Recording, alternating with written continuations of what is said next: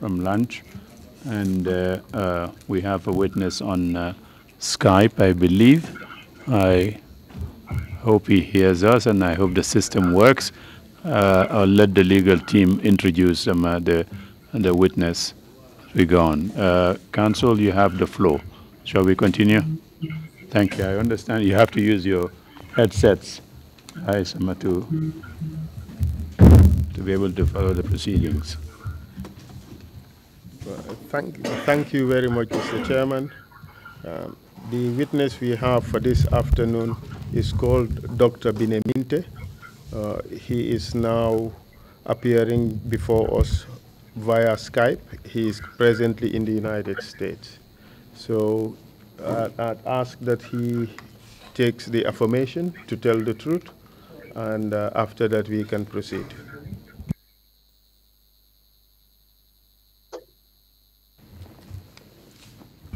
Thank you very much, Counsel.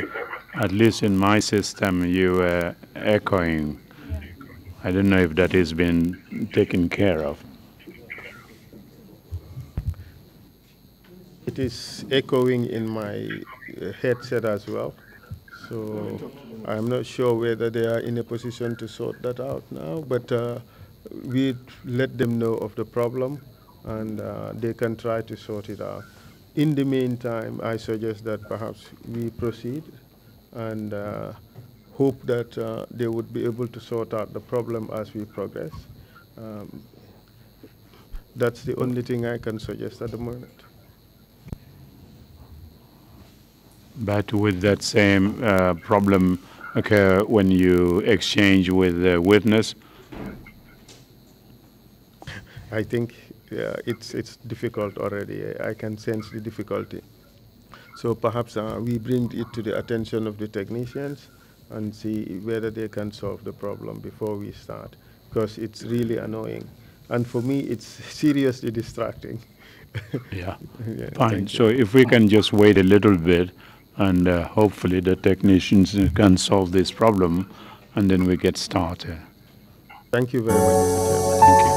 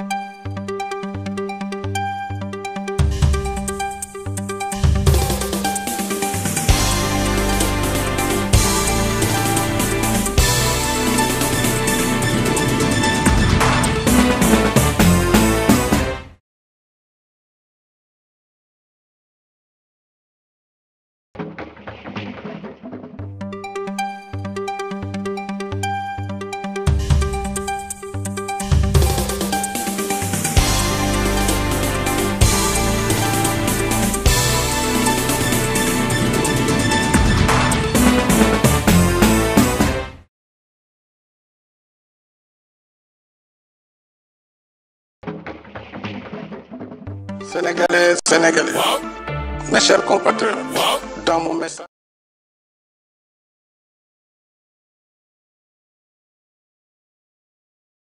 I took the whole day off just to be able to testify.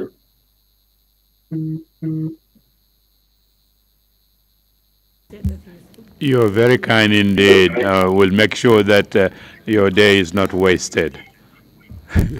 All right, thank you, Chairman. Thank you.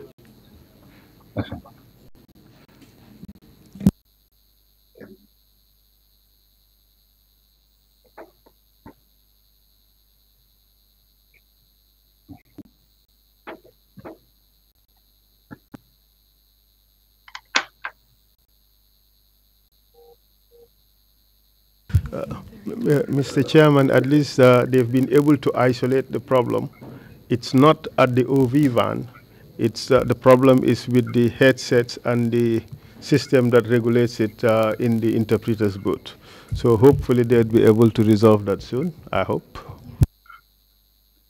Well, we've been given the thumbs up. Hello, hello. We've been given the thumbs up, and it appears that the problem has been sorted out. So I think we are good to go.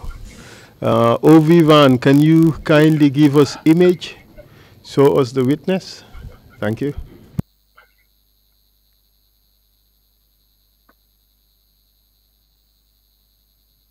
Welcome back, Dr. Kinte. Can you ascertain that he can hear you? Can you hear me, Dr. Kinte? Yes, I can hear you. I can hear you Dr. clearly. Kinte, can you hear me? Yes, I can hear you. I can hear you, lead counsel. Huh. Can you hear Hello? us, Dr. Minte? Yes, I can hear you. I can hear you clearly. Now we. I hope you are not muted. I hope you are not muted again. We've been hearing him and with the mute sign on, so well, it's difficult. Hello? Hello, can you hear me? I can hear you now, but I can also hear myself twice. Oh, so it looks like the problem must be from your end then, yeah? Dr. Minte. It's unlikely the problem would be from the US of A. Well, technology, you never know. It can have glitches at any time.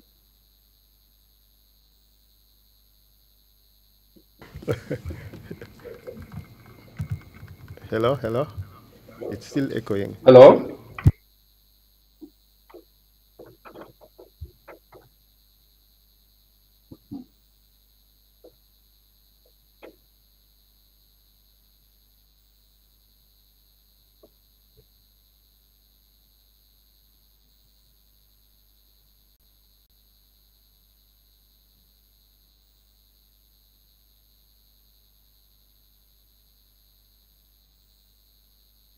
Hello?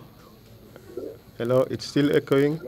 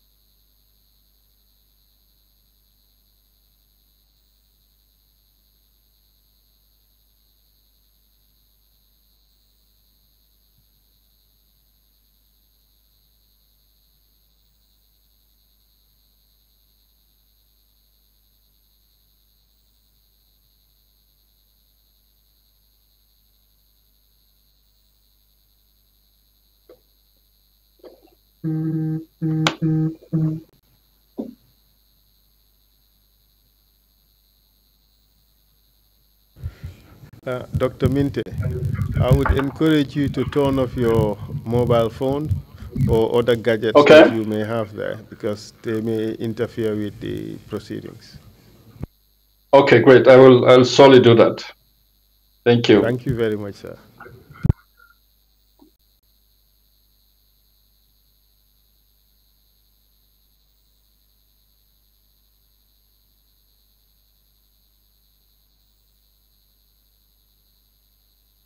Hello, testing, testing. It's still there.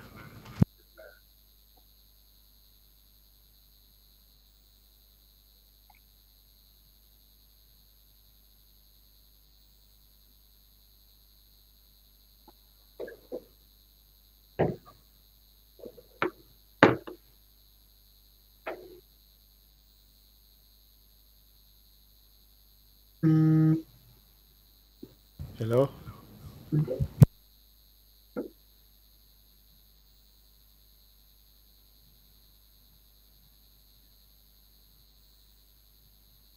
Hello? Hello? Hello? We can hear you loud and clear.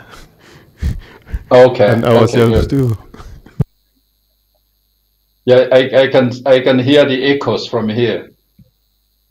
Okay, well, I hope it's not affecting you as badly as it does me. It makes me feel a bit disoriented. Yeah. Here it's okay. I can definitely hear you very clearly, although intermittently the echoes tend to come up, but it's not that bad. Wonderful, great. We're still hearing the echo.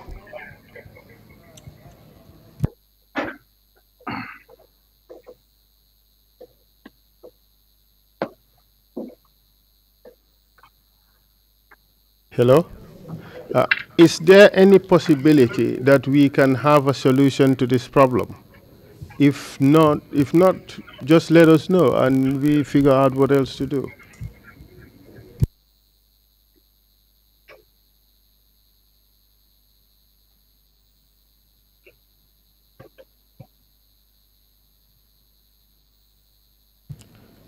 Hello?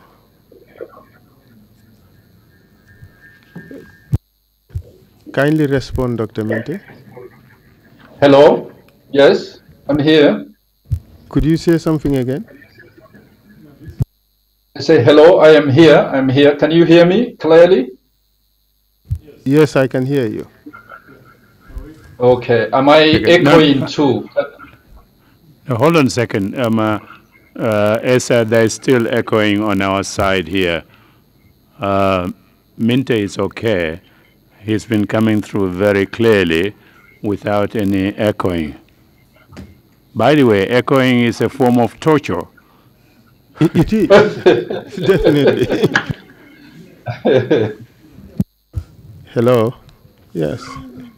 You can wear the headsets. No, I don't hear you. What I'm saying is, apparently yesterday they used a cable, so it removed the time to install it.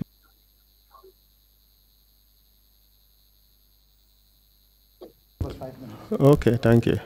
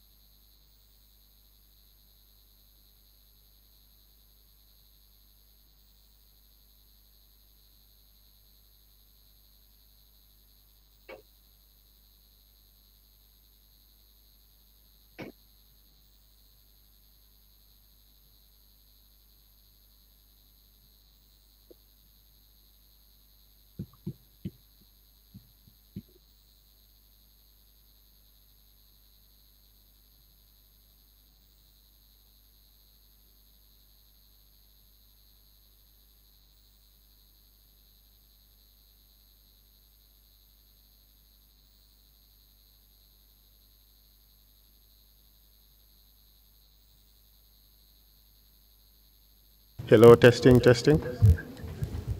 Hello? It's still Hello? there. Hello?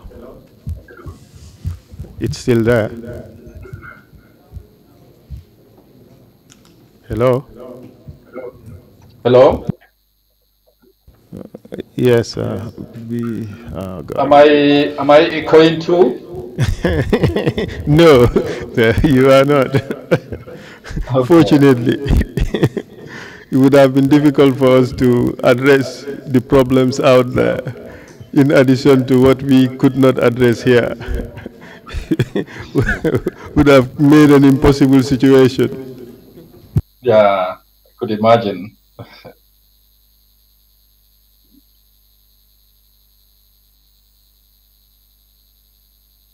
Yes, it is. Hello?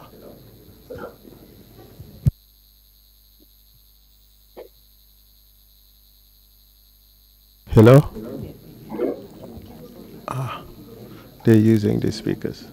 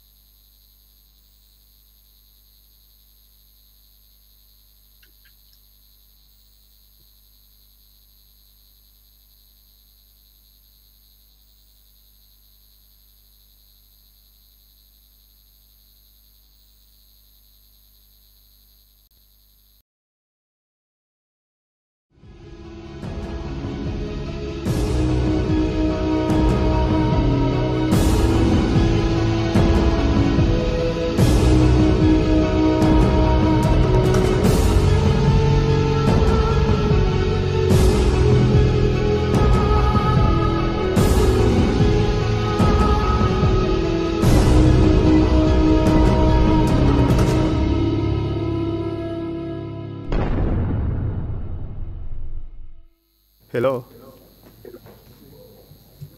Hello? Okay, man me, I'll hear it twice. Hello? How is it for you, Mr. Chairman? Okay. I will try to deal with the situation. It's a bit annoying. It's distracting. It's really echoing. I'm hearing myself twice, but... Hello? Can you hear me now? I guess it's a bit better. It's a bit better. I can proceed with this. Thank you very much, Mr. Chair. Please go on. Let's have to endure the Dr. Minte, frustration. we apologize for the problems the technical problems we're dealing with at the moment. It's definitely uncomfortable for me, but I'll just have to make the adjustment, and we try to go through your testimony. Please do understand and bear with us. With your permission, Mr. Chairman, we would start proceedings, and I would ask that the witness makes the affirmation to speak the truth, because we do not have a Quran. We can't swear him, so we would get him to make the affirmation to speak the truth. Could the affirmation be read to the witness, and he confirms or affirms to speak the truth? I, Dr. Benemini. I'm hearing. He's not hearing. Could you kindly repeat after the court usher, please? Okay, great. Sure. I, Dr. Beneminte. I, Dr. Beneminte. Affirm that I'll speak the truth. Affirm that I will speak the truth. The whole truth and nothing but the truth. The whole truth and nothing but the truth. Thank you. Thank you very much, Dr. Minte. You already know me. I have introduced myself to you earlier. I am here to lead you, present your evidence before the commission. And today I propose to deal with the following topics with you. Normally we would go through your biographical information in some detail, but because we have lost over 30 minutes, I would suggest that we curtail your biographical information and just take the basic information, and we straight away go into the issues that are of concern to the work of the Commission. The first thing I would want to deal with would be a brief history of the security forces of the Gambia, just a brief history. And then we would move on to the factors that led to the 1994 coup d'etat, as you know them. The third point would be the incident that occurred at Banjul International Airport on 21 July 1994. And then the events of the July 22nd coup d'etat and the role you played in that and the roles of other people you know. And then we would talk about the November 11 incident and all the issues that surround that incident. Your departure from the Gambia would be the last subject. And then, if need be, we would give you an opportunity to say something to the Gambian people and also address the Commission about things you believe we can do to help ameliorate the situation such that our Never Again campaign would become meaningful. Do you follow me? Yes, Council, I am following you very clearly. Thank you very much, Dr. Minte. And when you speak, kindly speak close to the microphone so that we can hear you clearly. Additionally, I would advise you to allow for 3 seconds between our speeches. So when I finish talking, allow for 3 seconds before you start to talk, so that our speeches would not overlap, because that can create a problem for the interpreters. Do you understand? I do understand, Council. Thank you. Thank you very much, Doctor. Can you kindly provide us with your full names, please? My full name is Bine Minte. Bine Minte. You are a doctor, I understand.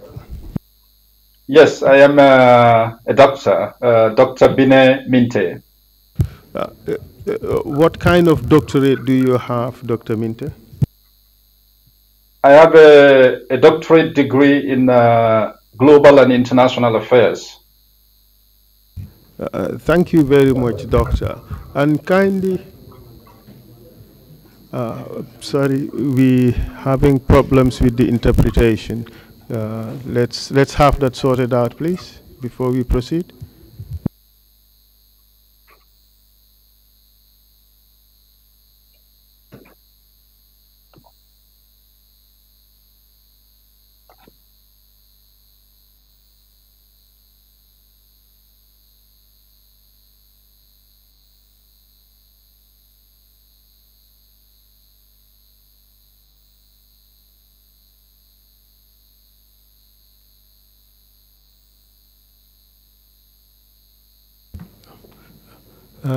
Dr. Minte, before the interruption, I was confirming the doctorate that you have. Could you kindly again let us know in which field, in which discipline? I have a doctorate degree in global and international affairs. Thank you very much for that answer.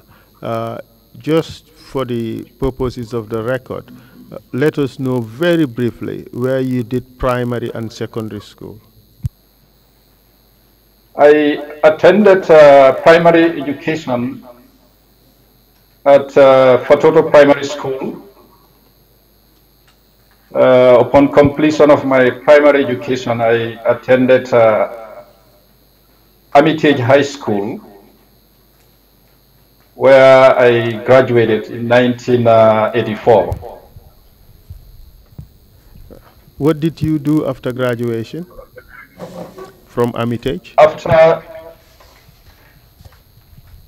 After graduation from Armitage, I secured an unqualified teaching job at Kerewan Secondary School. When did you join the security forces? I joined the Gambia National Gendarmerie in July 19. Speak into the microphone? We can't hear you. I joined the Gambia National Gendarmerie in July 1985. Can you kindly give us a brief description of your progression in the gendarmerie? We were the 5th intake in the Gambia National Gendarmerie. By far, our intake underwent the longest training because our training coincided with the efforts by the Senegalese gendarmerie training team to have the gendarmerie formally inaugurated. So I did a 6 months basic training, after which our training was sort of halted to undertake preparatory efforts in terms of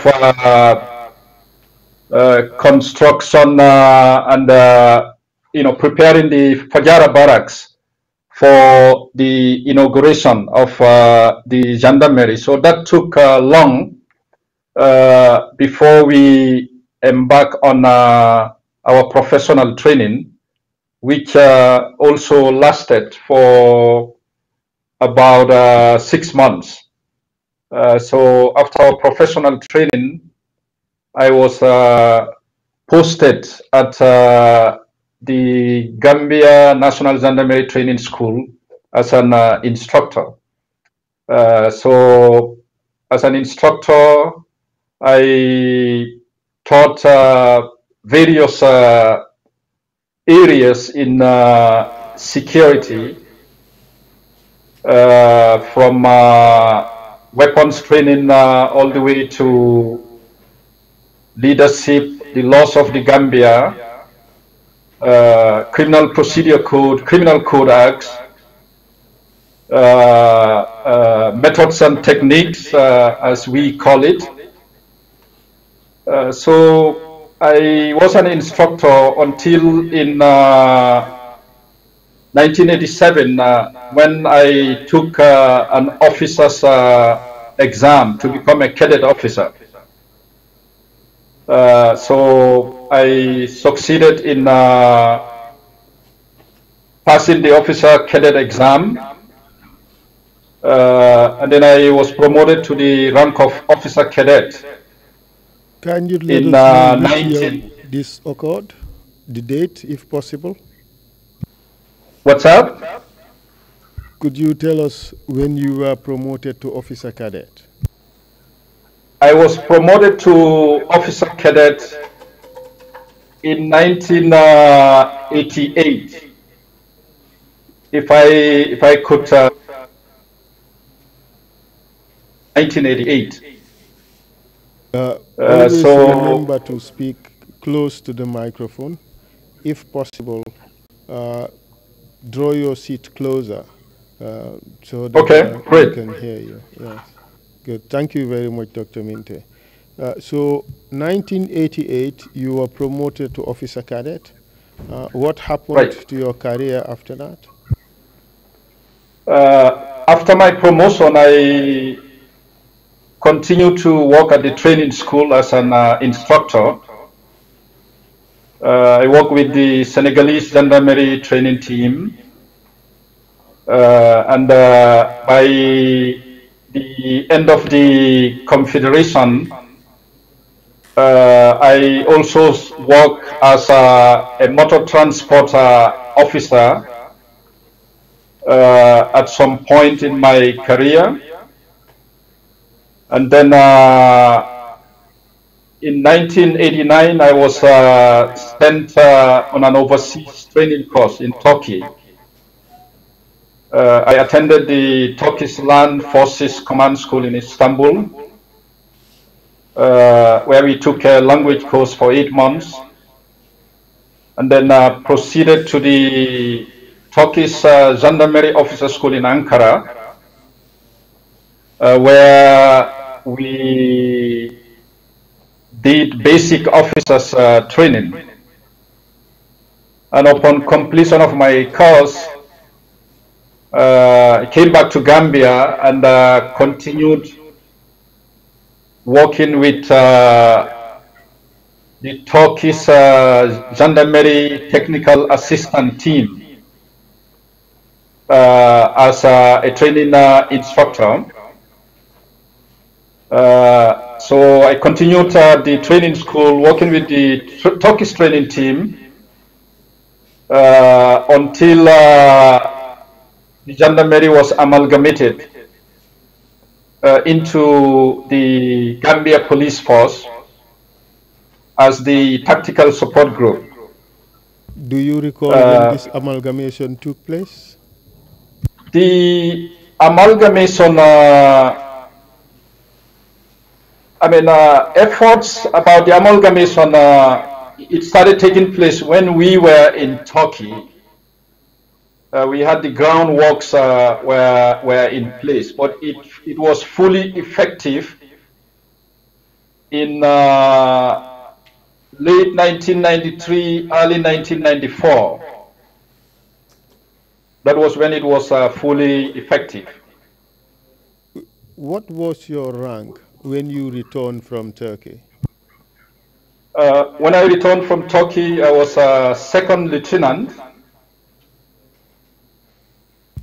And I continued to be a second lieutenant until after the July 22nd coup. Dr. Kinte, you told us about the amalgamation of the Gendarmerie into the police force. Could you give us a brief description of the history of the security forces, the armed and security forces in the Gambia, very briefly, focusing mainly on the Gendarmerie and the National Army and their relationship?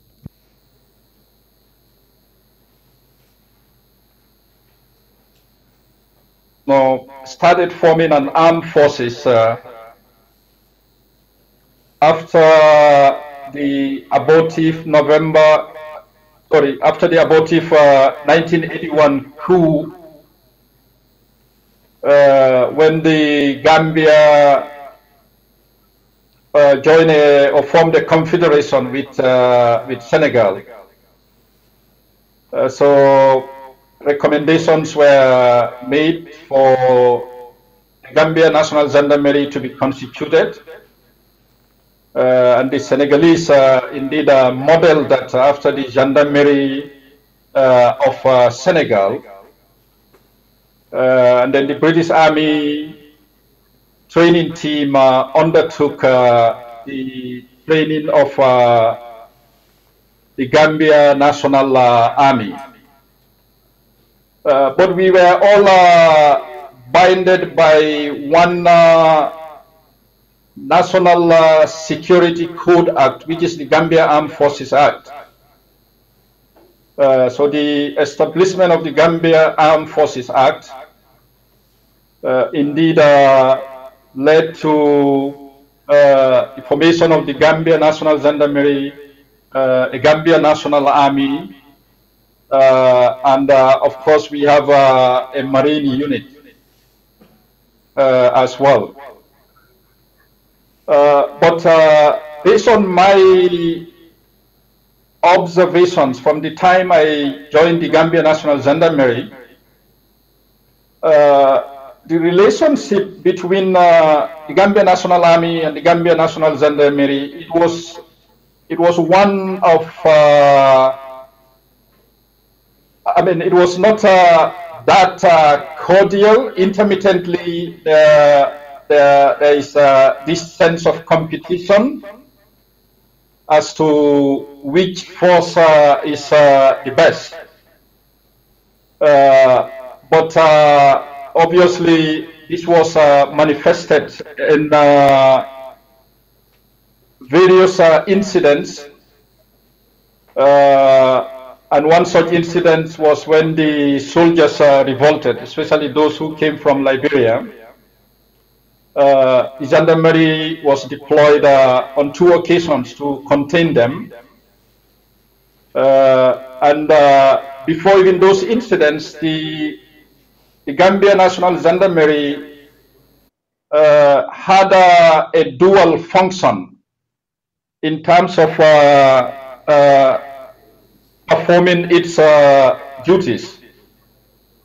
The Gambia National Gendarmerie had policing functions, and we also have military functions. So what I mean by that is we can prosecute cases. We are trained to prosecute cases. And we are also trained to operate in combat situations.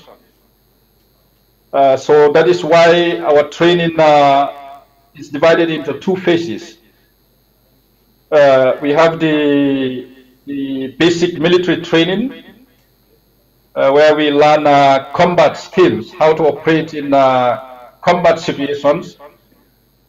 And we also have the professional training, where we equip our gendarmes with the knowledge of law enforcement as police officers. You told us that the gendarmerie was deployed on 2 occasions to address or to quell mutinies that were held by members of the Gambia National Army.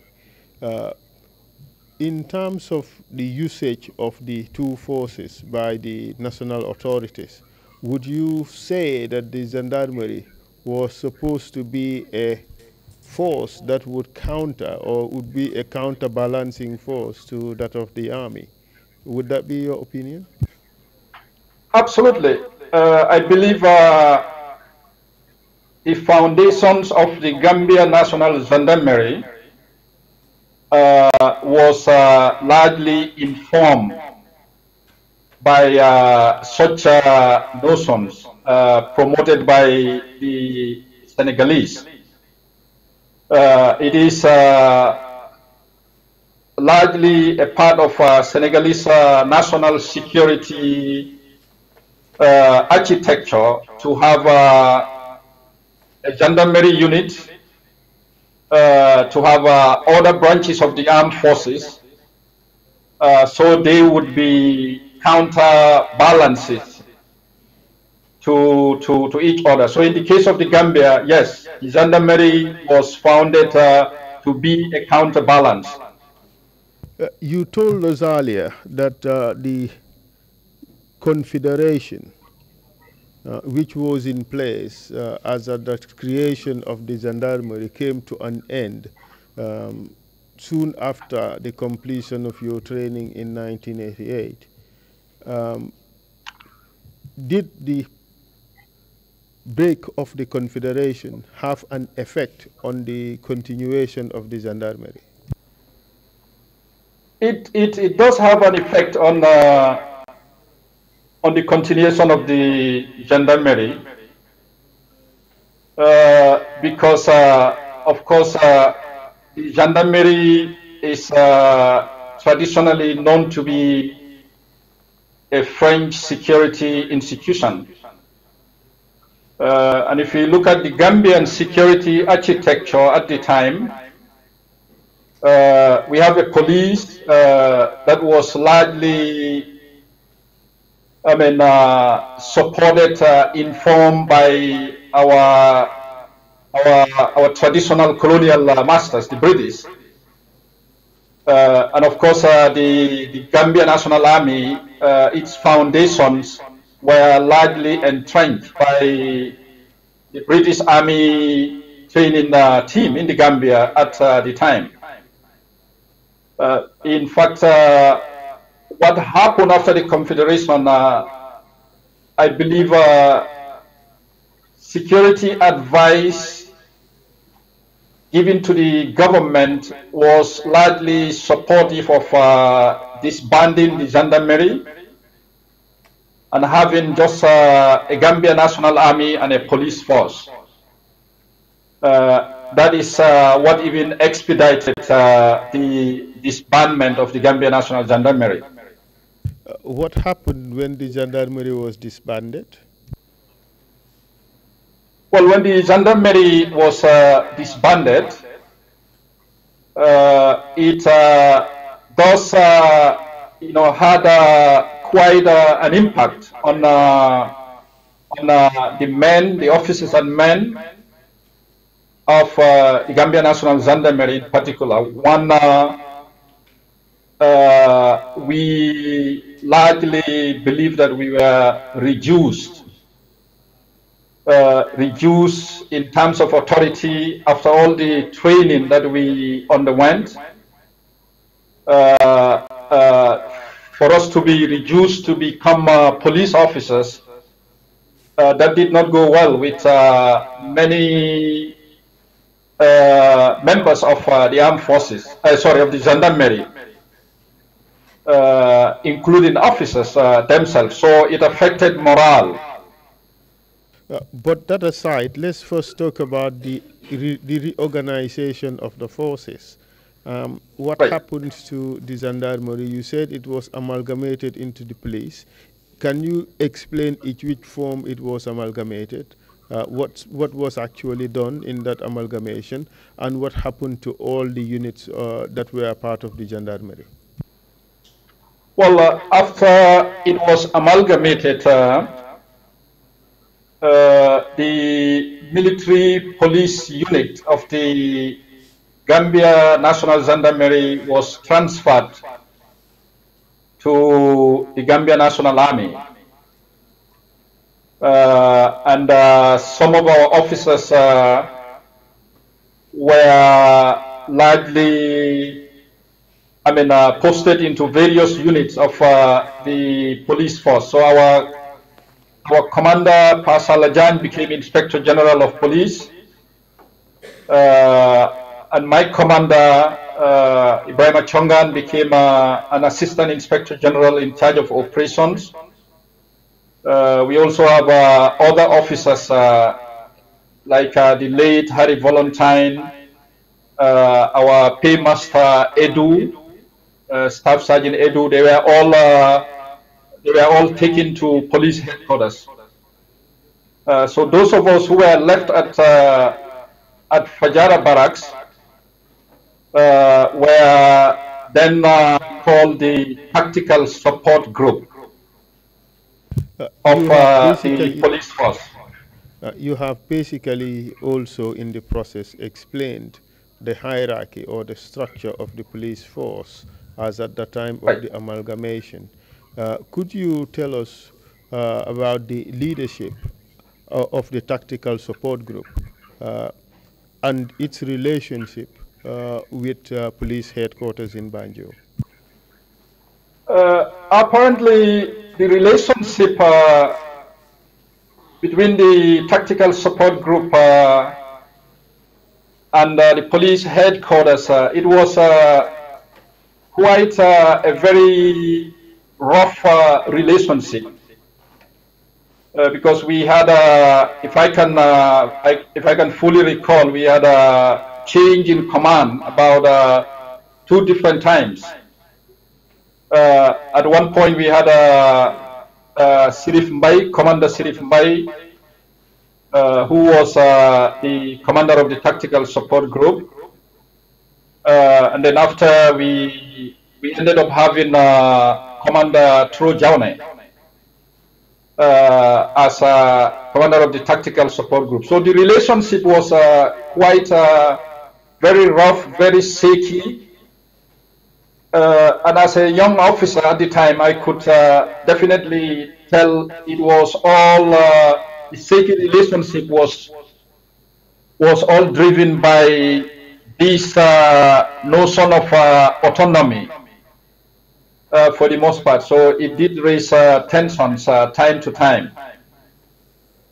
Can you tell us the hierarchy of the TSG at this time? Who are the commanders and who was reporting to who? Well, if I can fully recall, we had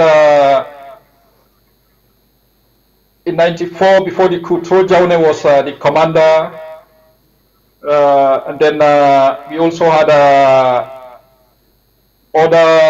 we had a company, a mobile unit company. I believe Suare was in charge of that company, and we have the motor transport section that was also headed by Diba, RSM Diba, Keba Diba at the time.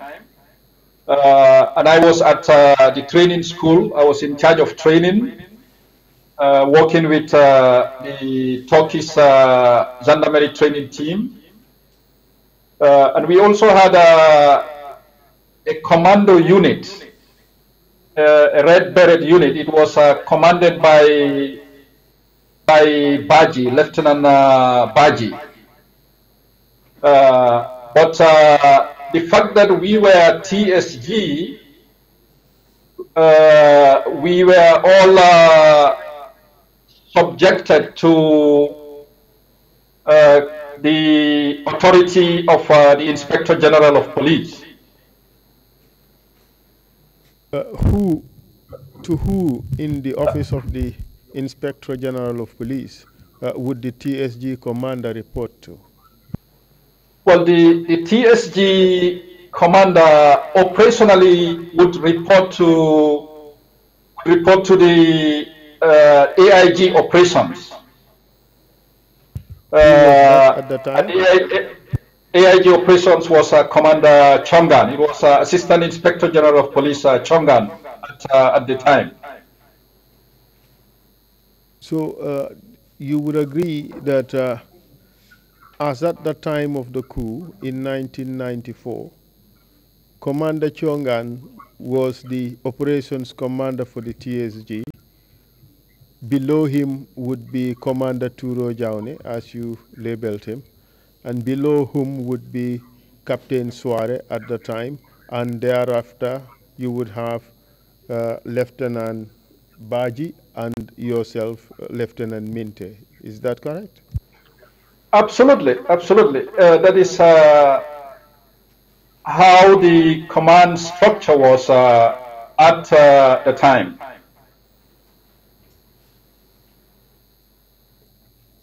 In terms of distribution of weapons and materials, could you tell us what the situation like between the TSG and the Gambia National Army? Shortly after the amalgamation started taking its roots, I can testify before this commission that most of our heavy weapons were transferred to the Gambia National Army. Since we were transforming to a police force, it was agreed that the police force should not bear such a heavy weaponry. So I can definitely attest to that. In fact, it even triggered a little tension because at the time I was at the training school and we had our own armory. We had our own training armory. They wanted to take some of our weapons and the Turkish insisted, I can fully recall that none of our training school weapons would be taken out from that armory. So the matter was resolved. Our weapons stayed with us. But before the amalgamation, the Gambia National Gendarmerie was very well armed to be able to contain any mutiny from the Gambia National Army. We were able to match them head on. And things changed when the amalgamation took its roots. Most of our heavy weaponry, if not all of them, were taken to the Gambia National Army, which indeed, in my view, created that security vacuum. From what you have just said, do I take you to mean that you suggesting that the gendarmerie was weakened as it was being amalgamated into the police force as TSG, which offsetted the balance of power between the two forces? Is that what you're saying? Absolutely, sir. Now, let's move on to events that surrounded the 1994 coup d'etat. Could you kindly tell us, as far as you know, what are the factors that you believe led to the 1994 coup d'etat? Well, it is very unfortunate, if not sad, that we ended up finding ourselves in that situation. Based on my observation and my analysis, there are multiple factors that are responsible for the coup. One, I believe that the amalgamation of the Gambia National Gendarmerie, as you rightly stated, Council, it weakened the Gambia national security architecture at the time, because the gendarmerie was created on those policy bases to serve as a counterbalance. So we were not able to contain them, one. Two, I believe when we look at the evolution of the Gambia National Army, that brought the British Army training team, and then ended the time of the British Army training team, brought in the Nigerian Army training team. I believe that was also a contributing factor. In fact, I was inspired by the Gambian situation to even write my master thesis on the military and democratization in the Gambia. So in my thesis, I argued that one, the security vacuum, the colonial, the backlash of colonial legacy. Two, and the third one would be to question ourselves whether it was a conspiracy on the part of the Nigerian military. Because yes, they were there to help the Gambia in solidifying the regimentation of the Gambia National Army. But in my view, the way they went about it, indeed, it caused grievances, tension, confusion. It alienated Gambia National Army officers, especially the senior army officers. It indeed, injected this notion of brevity. This notion of brevity, I would say, into the Gambia National Army junior officers, to a point where they could think about overthrowing a democratically elected government, and as it was manifested. And again, if you look at July 22nd, on that very day, they disobeyed all senior command. They arrested some of their commanders, and they subjected them to very inhumane situations. So in a nutshell, the causes of the coup in the Gambia, it ranges from the security vacuum created by weakening the Gambia National Gendarmerie. One, two, the backlash of colonial legacy, largely as a result of policy which was driven by a British policy advisor, security policy advisor at the time, who recommended that the Gambia National Gendarmerie should become part of the police force as a tactical support group. And finally, the Nigerian army training team's presence in the Gambia, which in my view was, it could be questioned as to whether it was a conspiracy, because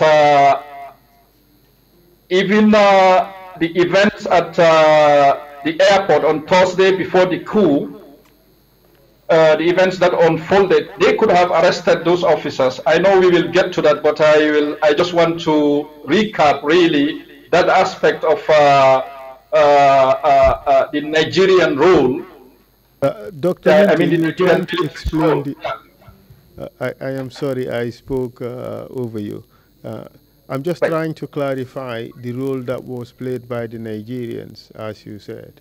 From what you have said, you seem to be suggesting that they planted the seed, or this whole idea of a coup d'etat, in the minds of the junior officers. Is what that you're trying to tell us?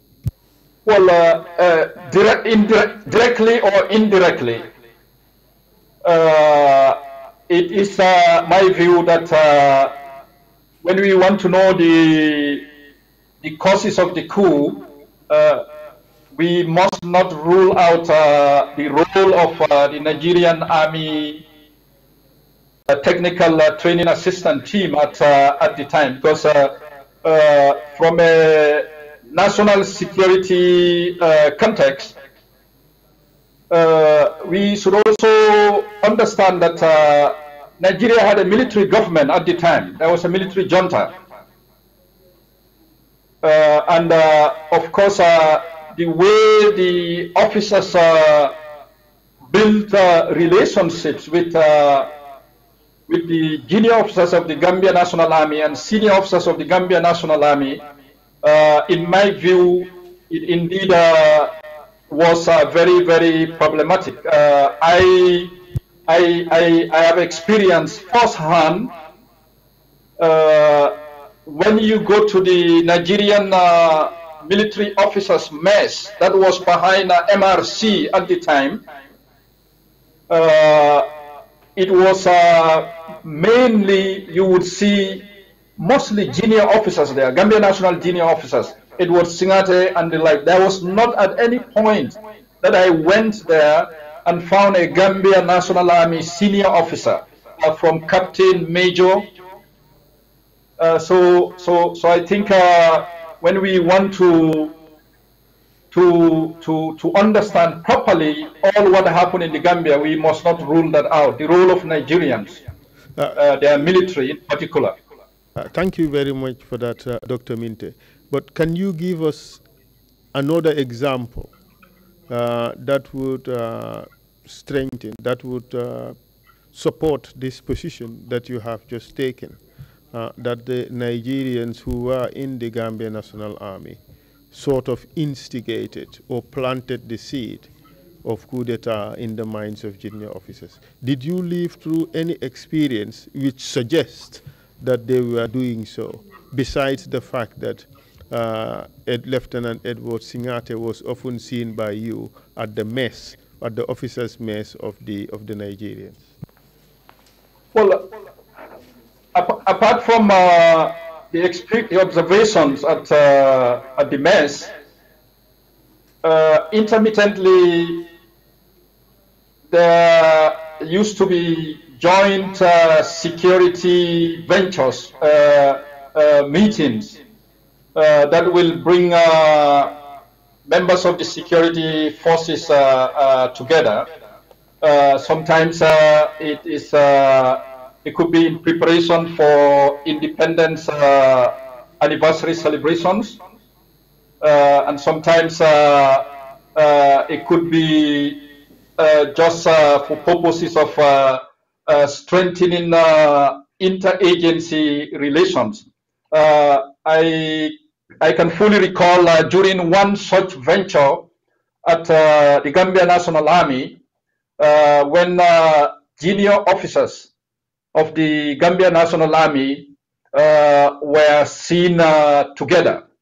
Singate was part of that group, and you can hear them saying loud revolutionary chants, right?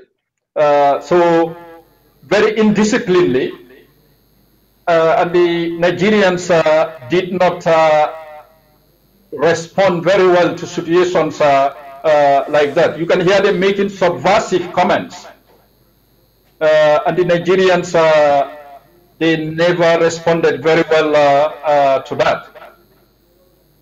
So if you look at that pattern of behavior by junior officers of the Gambia National Army,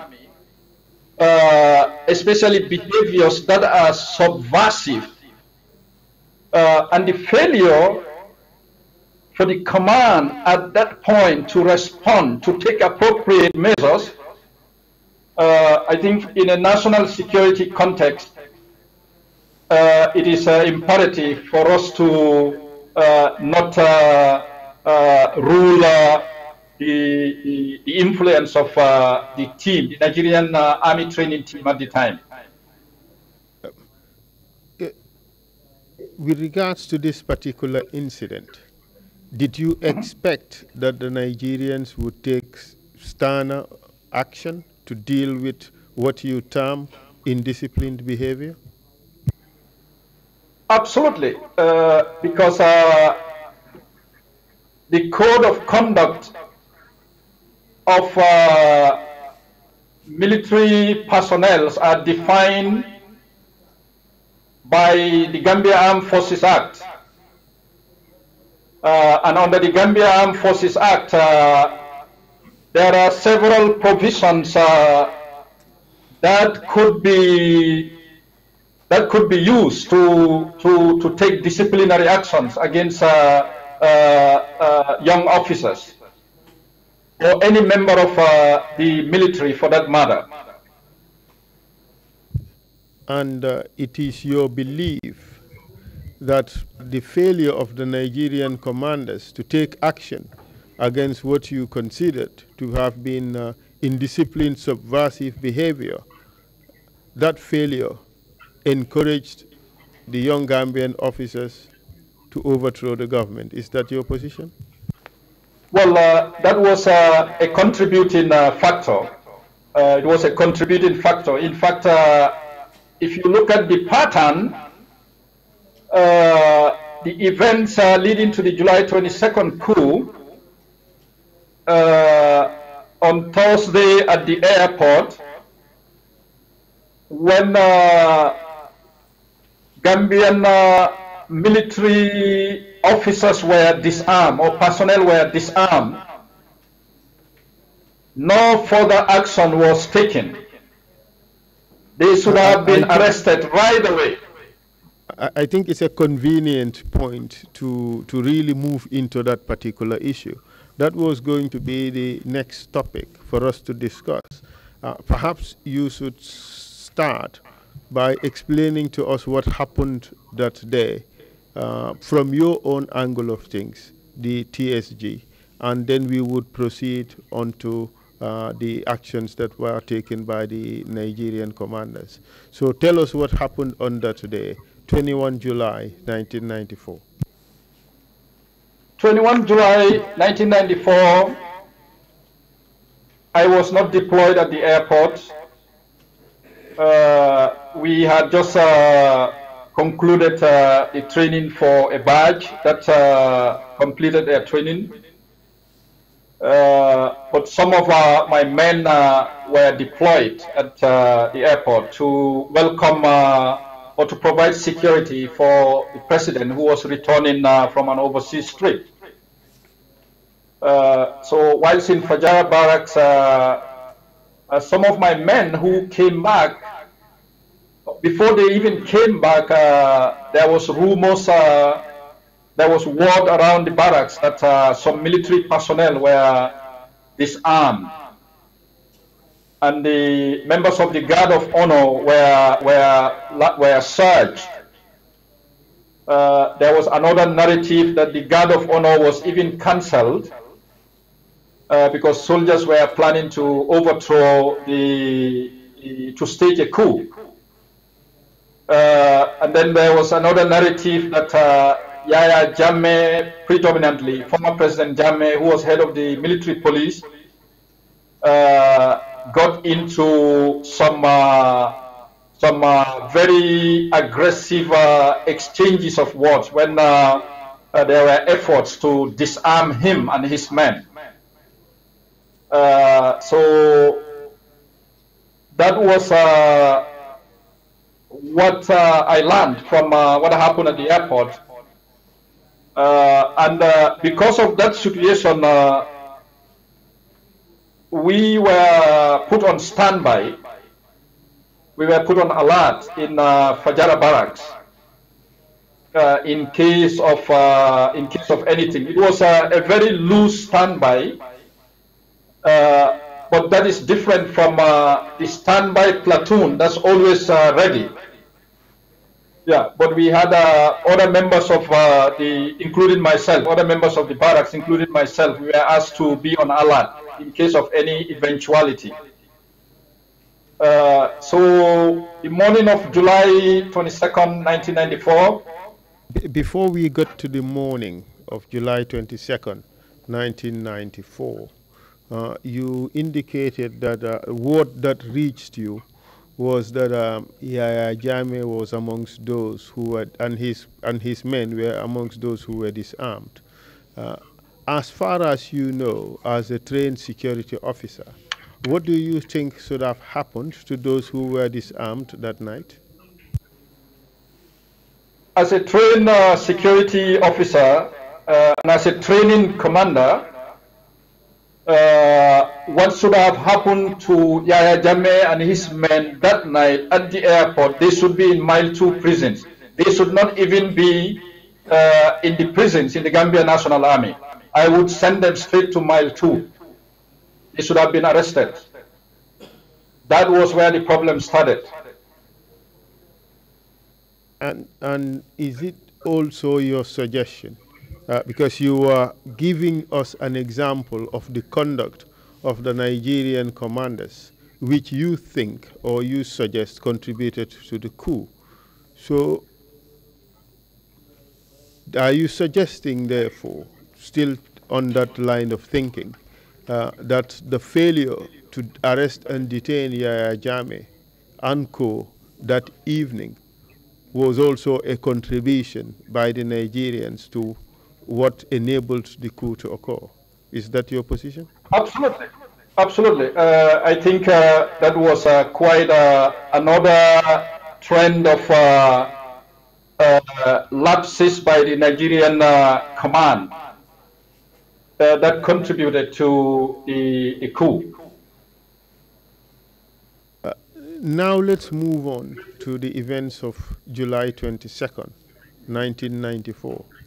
Can you tell us what happened that day from the moment you reported to work? Well, in the morning of July 22nd, 1994, we were all called for duty when an alarm call was made. An alarm call is an emergency call that when you hear as a member of the force, you should automatically understand that there is an emergency and you need to prepare and report to the guard room. So we all assembled at the guard room after that alarm call, and we were deployed at Denton Bridge under the command of Captain Amadou Suare, Commander Amadou Suare at the time.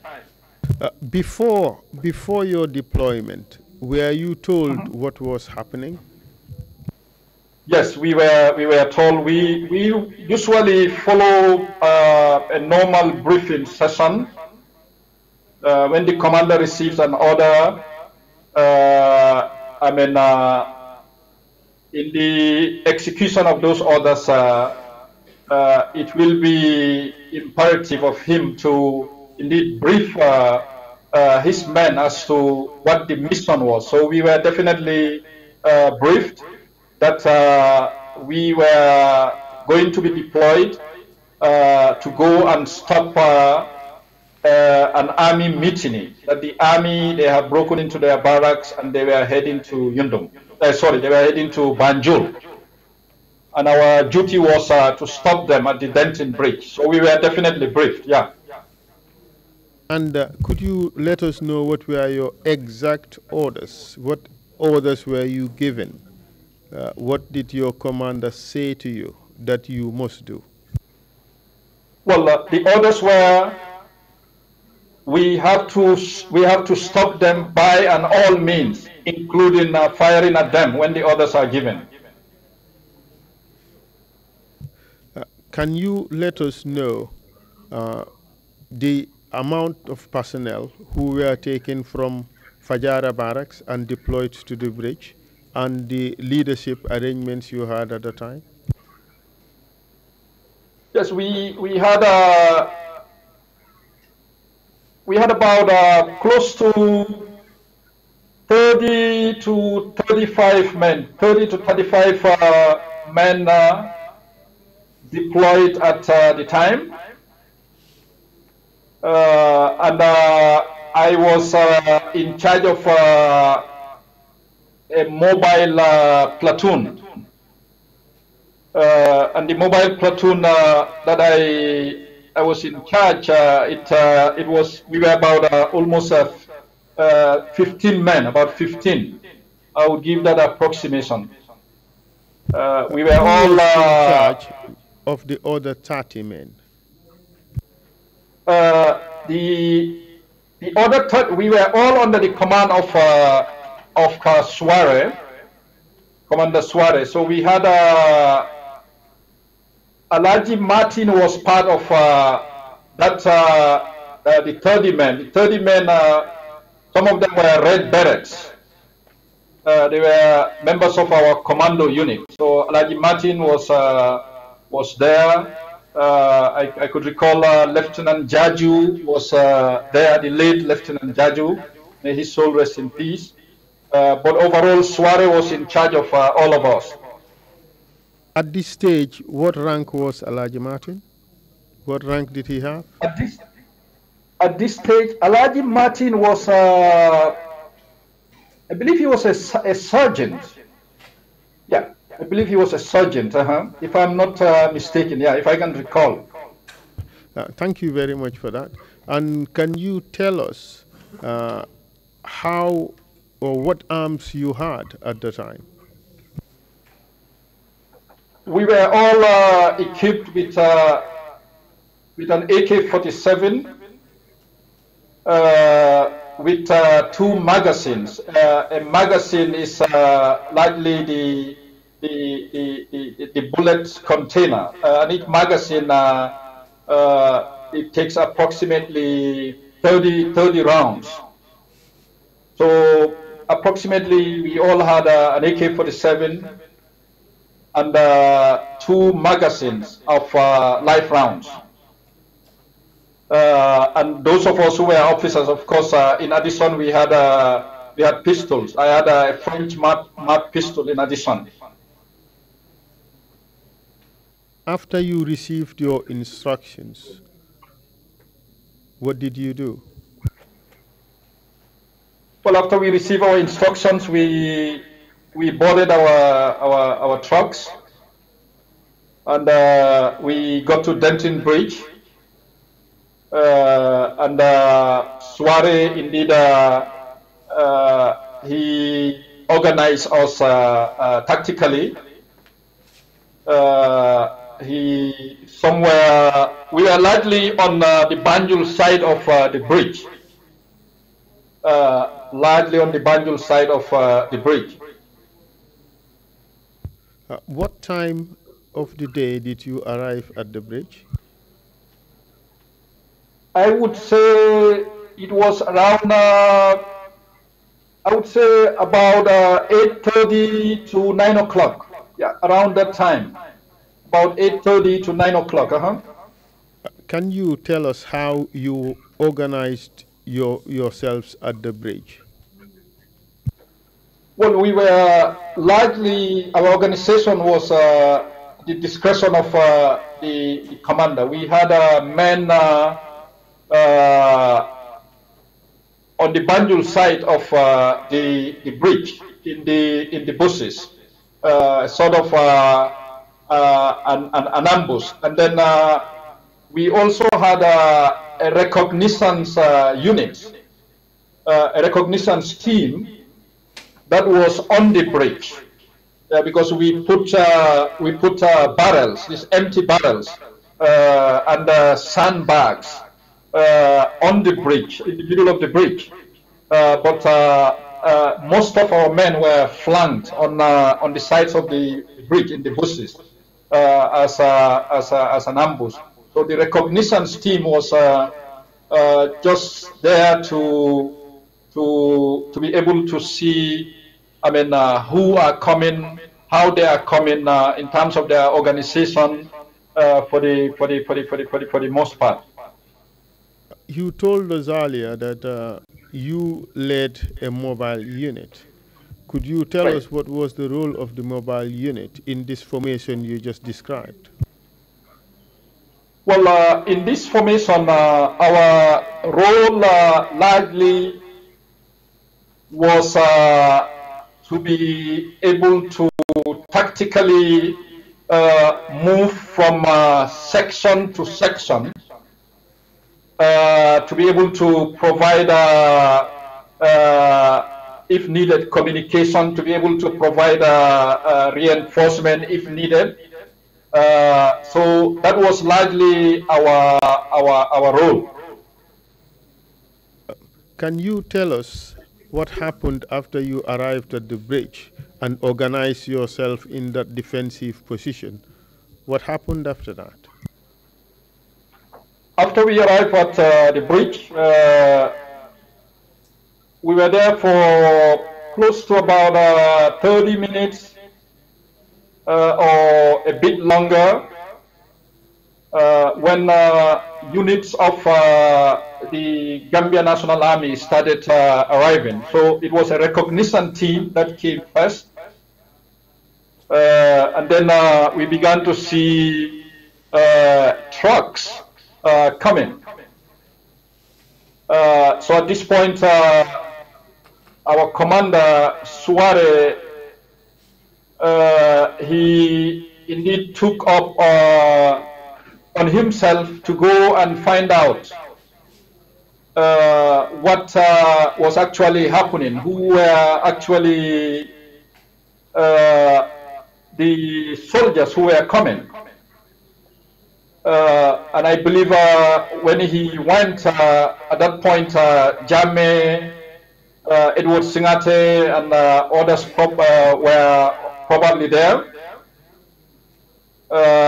So it took some time. Actually, we did not even hear from Suare after he went to find out. So it took long before myself and Jaju decided that we should go find out. The late Lamin Jaju. Carry on, please. So it took some time before we decided that it was about time for us to go find out what was happening, because we didn't hear from our commander. So we went, myself and Jaju, and as we approached them, we saw Suare was behind them. In my view, behind Yaya Jame, Edward Singate, and the troops. He was lying with them. In my view, as I rightly noted, I believe that he was seized. I believe that he was not at liberty. What do you mean by he was seized? Could you explain that further, please? Well, when I say he was seized, I would just say in military terms, he was captured. In simple terms, he was not at liberty because he could not talk to us. It was only Edward Singate who actually ordered us to put our arms down and put our hands up. We complied with his orders, and these were the words from Edward Singate's mouth. He said to me, "Anjaju Minte, I know you guys. As you can see, we have broken the armories. We have outnumbered you. We are more armed than you. We want to get across that bridge. We want to get to Banjul. If you cannot join us, don't stop us, because we can blow this bridge with just a rocket-propelled grenade." And my response to Edward was, we heard you very loud and clear, Mr. Singate. The reason why we are here is we are all Gambians. We are here to talk to you so we can find a solution to this problem in very peaceful terms. We don't want to be engaged in any sort of confrontation that would indeed split us against each other, that would lead to bloodshed. What we can do is we want you to give us the opportunity to get back to our commanders. Suare was lying there. He was with them, and I said, when I said these words, I don't know whether he would recall that or not. But at that point, I knew automatically that Suare was seized. He was captured. What do you mean by lying there? Are you suggesting when I that say he was lying on the there, ground? he was on the ground in the combat position. Yeah, he was At this laying on stage, the did ground. he have a weapon with him? Did you At see that a weapon stage, with him? I did not see any weapon with him. Did you see him wear his beret in the normal way at this stage? At that stage, his beret was, if what I can recall is his beret was the same TSG beret. I didn't see him change beret. That's my recollection. So that is why I concluded that Suare was, when I say seized, was captured. Okay, proceed with your description of what happened. You negotiated with Singate. You told him that you needed to consult with your superiors. Proceed from there on. We needed to consult with our superiors. So at that point, myself and Jaju, we went back. We took our arms. They let us take our weapons. So we went back, and then we indeed, it coincided, Chongan also came to the bridge. But when Chongan came to the bridge, he asked where Suare was. We said, I can fully remember telling him Suare was he was on the other side. He was on the other side. He was with Jamme and others. Chongan gave us orders that we should fight. Chongan's position has always been very, very consistent. I want to make that very clear to this commission. Chongan had always insisted that we should fight. He gave orders to Suare. He gave orders, he repeated the same orders when me and Jaju went back. But after he left, myself and Jaju, we decided that we should go back to the police headquarters and inform the operations commander, right? That the situation was out of control, that they needed to come down and talk to the soldiers. And who was the operations commander at this time? Well, at that time, Chongan was, let me make this very clear. Chongan came to the bridge twice. So his first time, it was when we were all there. In fact, he helped in the laying of our formation, right? Our combat formations. He was showing us where we should position our men. He did that, and he gave orders, right? So the second time when he came back, that was when Suare. I'm sorry for interrupting you, Dr. Minte. Right. This is very important. We want to get this very clear. You said he came the first time. He assisted you in establishing your formation, and he gave orders not to allow these guys to cross the bridge to shoot to kill. Is that correct? Absolutely. Absolutely. You also testified that he came a second time, which coincided with the point at which you were coming back from the other end of the bridge where you spoke to Singate. You were going back to your men, and he arrived this time around and told you in no uncertain terms, as you said, that you guys must fight. You cannot let these guys cross the bridge. You must shoot to kill. Is that right? Right. That is right. And then Chongan left you there and went back to Banjul. That's right? Right. That's correct. What happened immediately after Chongan left? Well, after Chongan left, well, we, as officers, we also have what we call discretion. We were junior officers, absolutely, at the time. Myself and Jaju, we were under the command of a senior officer at the time. But after Chongan left, we did not fire. We decided not to fire. We used our discretion because we concluded that it was suicidal. We were sacrificing, we were going to sacrifice our men.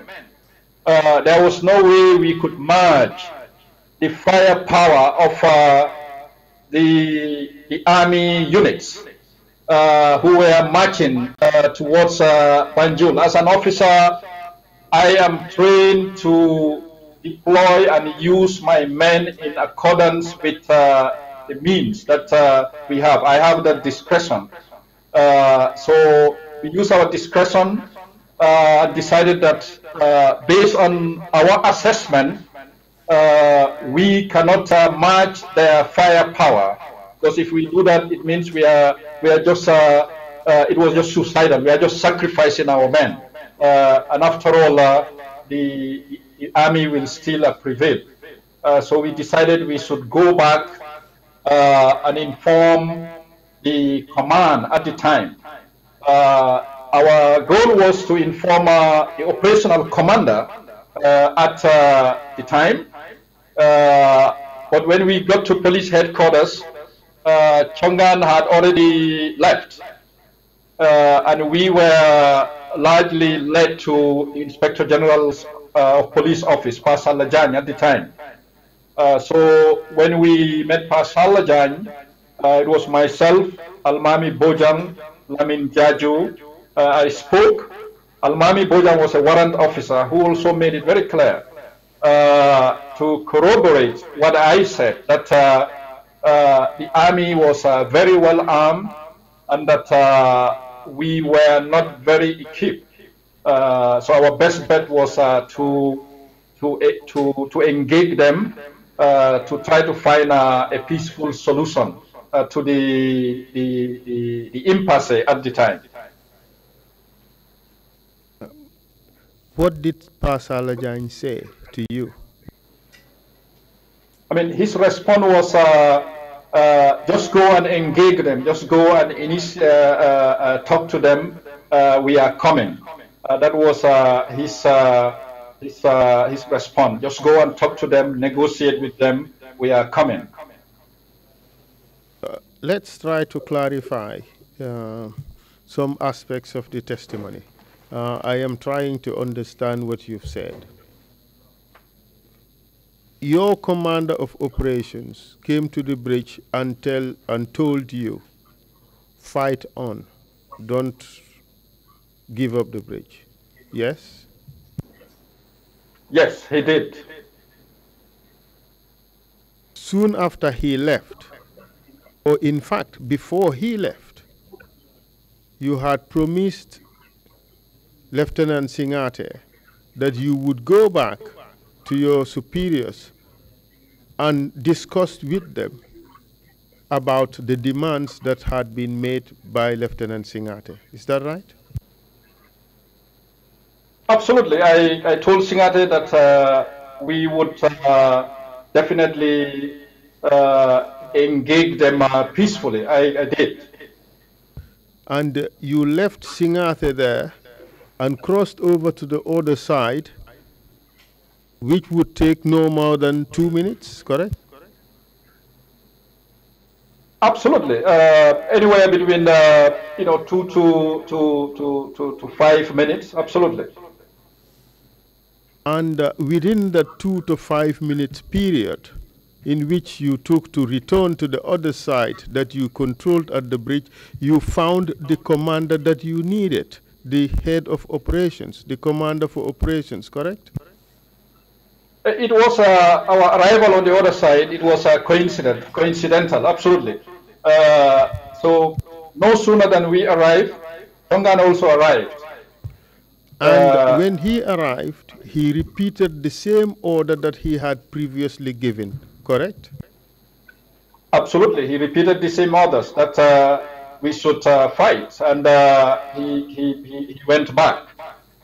But at this stage, you had gone back to the other side of the bridge just so that you can go to your commanders and inform them of the conversation you had had with Singate, correct? I did that, absolutely. But we have to remember that we were operating under a very complex situation at the time. It was a very difficult situation. So at this point, I did not have the opportunity, I would say I didn't have the opportunity to largely explain to my commander at the time, at the bridge, who happened to be Commander Chongan, as to the way these soldiers were armed, their readiness, and as to whether we would be able to march them or not, based on our capacity at the time. Thank you very much for that explanation. What I couldn't understand is the fact that you have left Lieutenant Singate to go to the other side such that you would go to Banjul and explain to Commander Chongan what was happening. But when you went back to the other side, Commander Chongan was already there. You did not tell him what you were going to tell him in Banjul, correct? Well, we did tell him what was happening on the other side in terms of the men who were there, Yaya Jame, Singate, but like I stated, we were operating under very difficult complex situation at the time.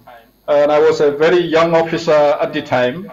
Of course, when I returned to the other side of the bridge, Chongan obviously repeated his orders, and then he left. So for some reason, it could be the complexity of the situation under which we were operating.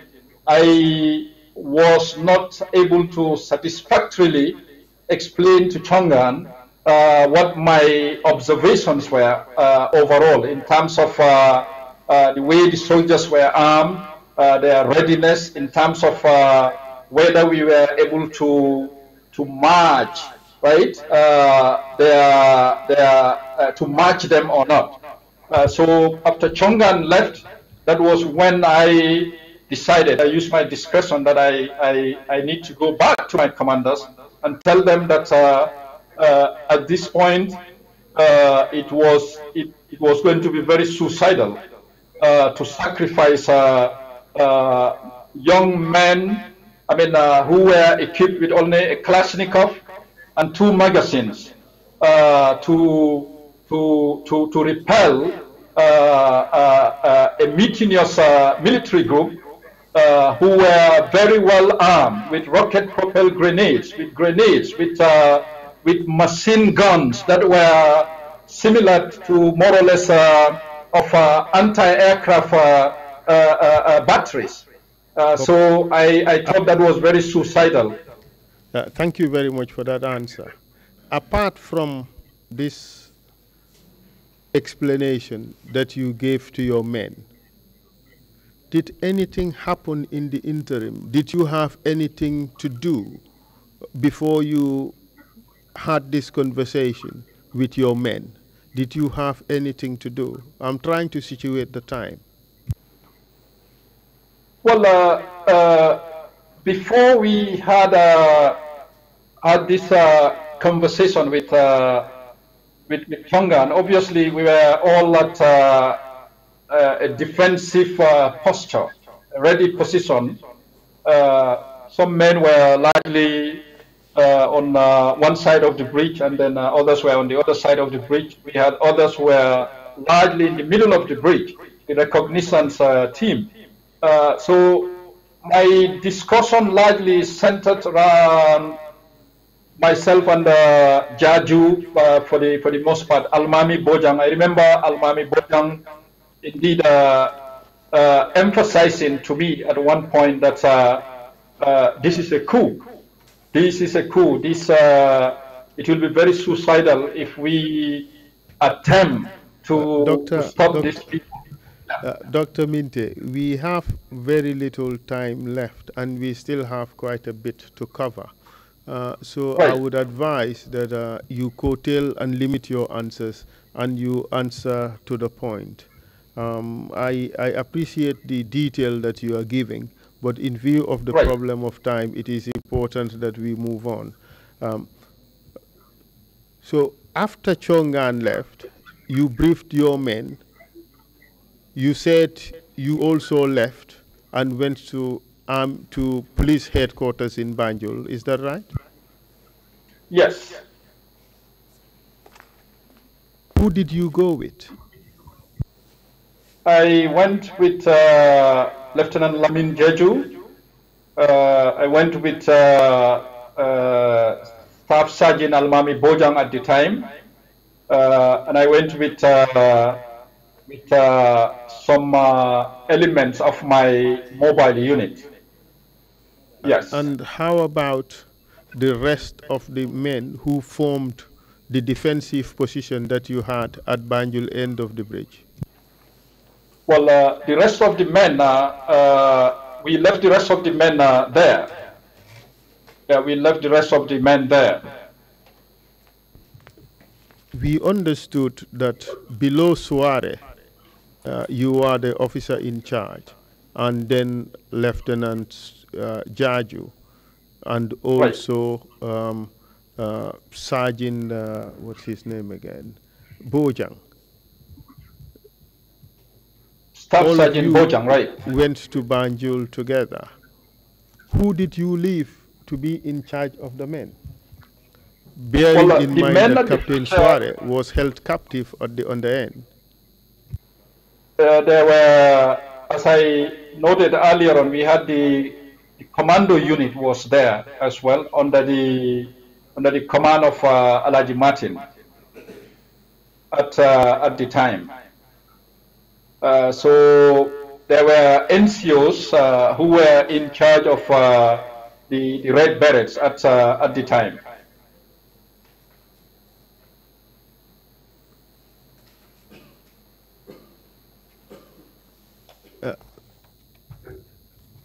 The understanding I had was that you agreed that there was no need to fight back. There was no need to put up a fight, rather. You decided that you would leave that point and you went to Banjul. Wasn't that the information you conveyed to the rest of the men? Well, yes, I did. I did agree that based on our assessment of the situation, based on the fact that the military was very well armed, the fact that we could not match their firepower, there was no need to fight at that point because we were just being. We were just going to be very suicidal. We were just going to kill our innocent men at the time with only an AK-47 and 2 magazines. Thank you very much. I just wish to draw your attention to paragraph 16 of your statement. It's contained in page 9. I hope you have a copy with you.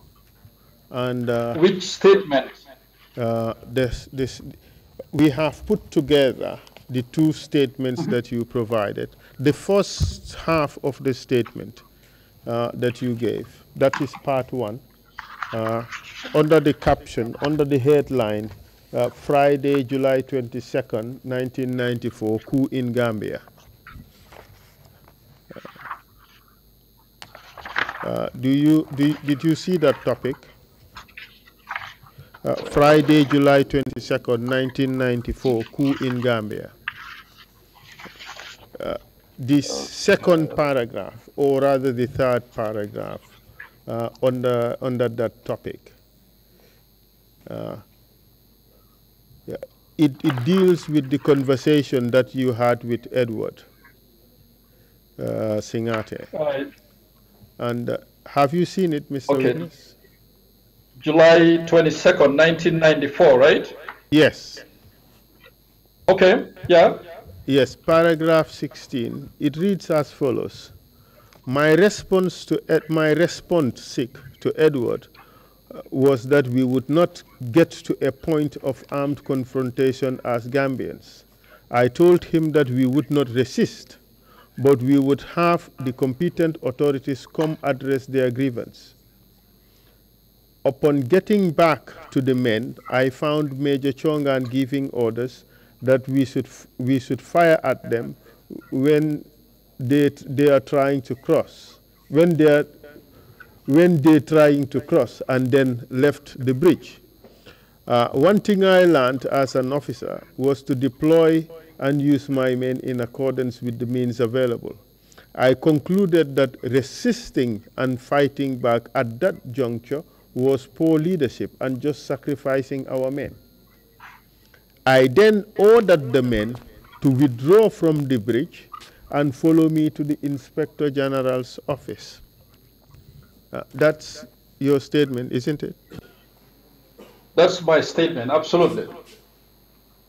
So it appears from this statement that you withdrew the men and went to Banjul with them. Was that what happened? Maybe I should be specific there. I withdrew my mobile unit and went with my mobile unit to Banjul. Maybe I should have been specific there. Yeah.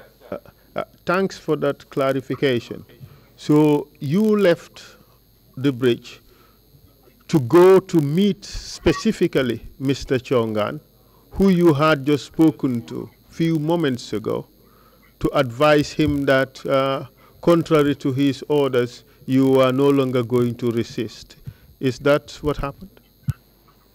I left specifically to advise the operations commander, my command in particular, that the best response would be to engage them, that we were not prepared enough, ready enough to be able to contain a combat-ready military unit or units, I would say. Thank you very much. So, according to your testimony, it was after this you met the IGP and he advised you to go back and negotiate, and they would come and talk to the men, correct? Absolutely, sir. So could you continue with your testimony? What happened after that conversation with the IGP? Well, after the conversation with the IGP, we left the police headquarters. And then we came down on Independence Drive. And as we got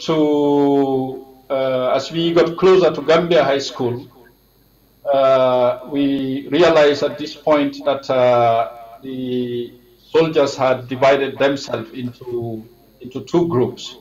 There was one group that took Marina Parade, and then there was another group that took the Independence Drive.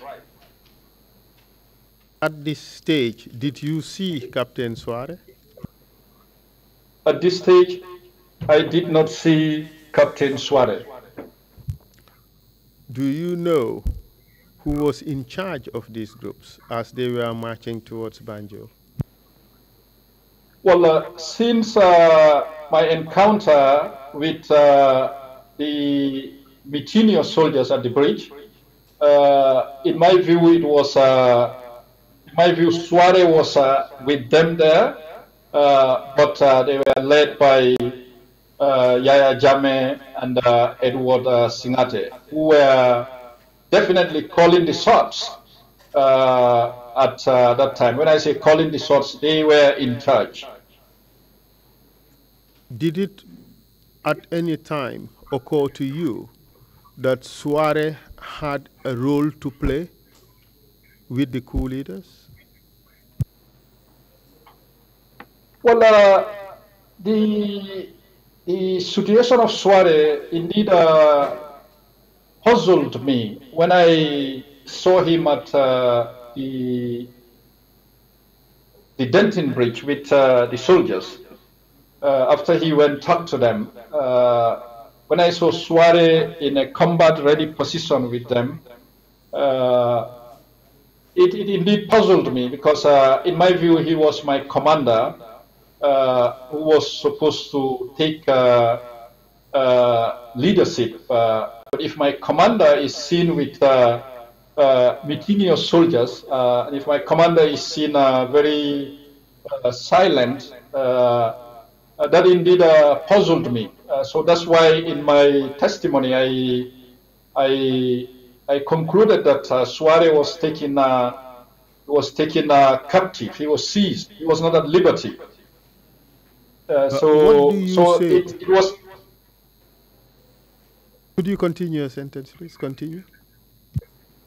It was indeed a point that really it confused me a bit because I was a young officer at the time and operating under such complex situations. Indeed, as a young officer, sometimes you can find yourself in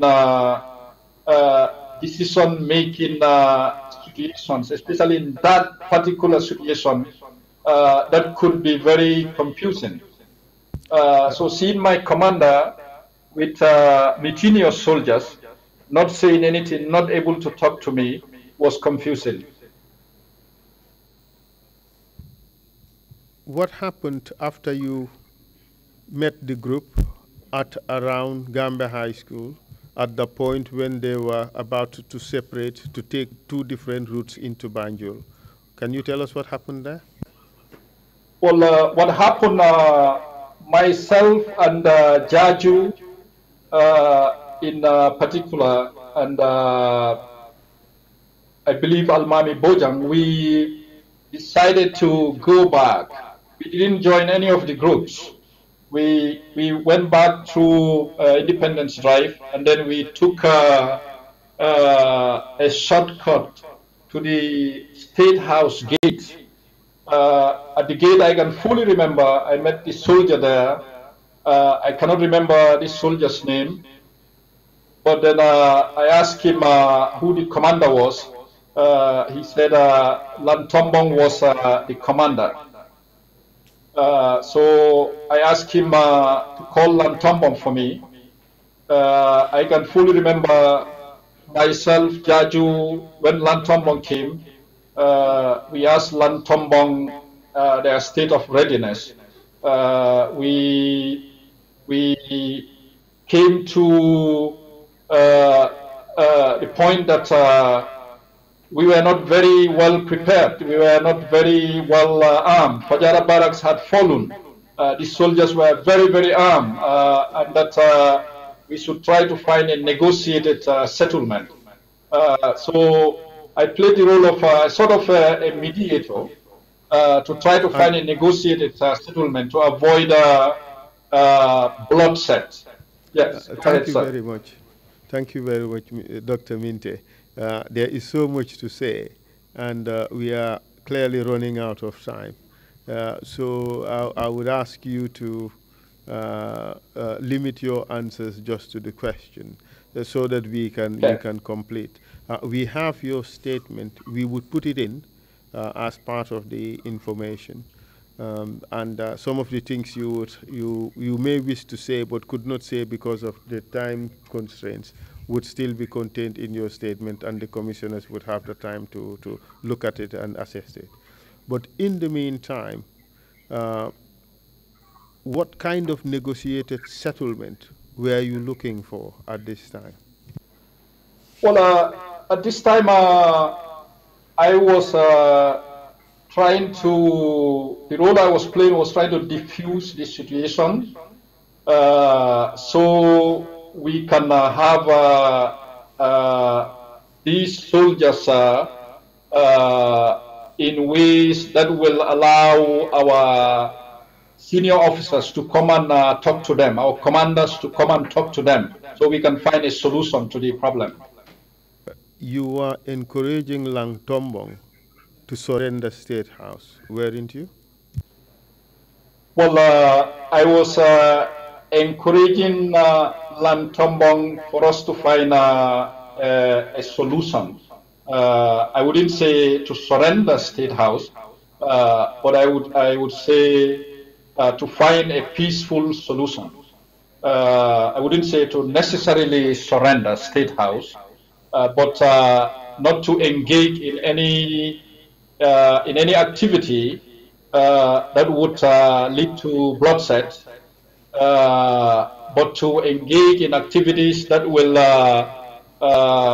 indeed accommodate these soldiers, that will give us an opportunity to have our commanders come talk to them, as Salah Jan rightly noted, right? Go talk to them and tell them we are coming.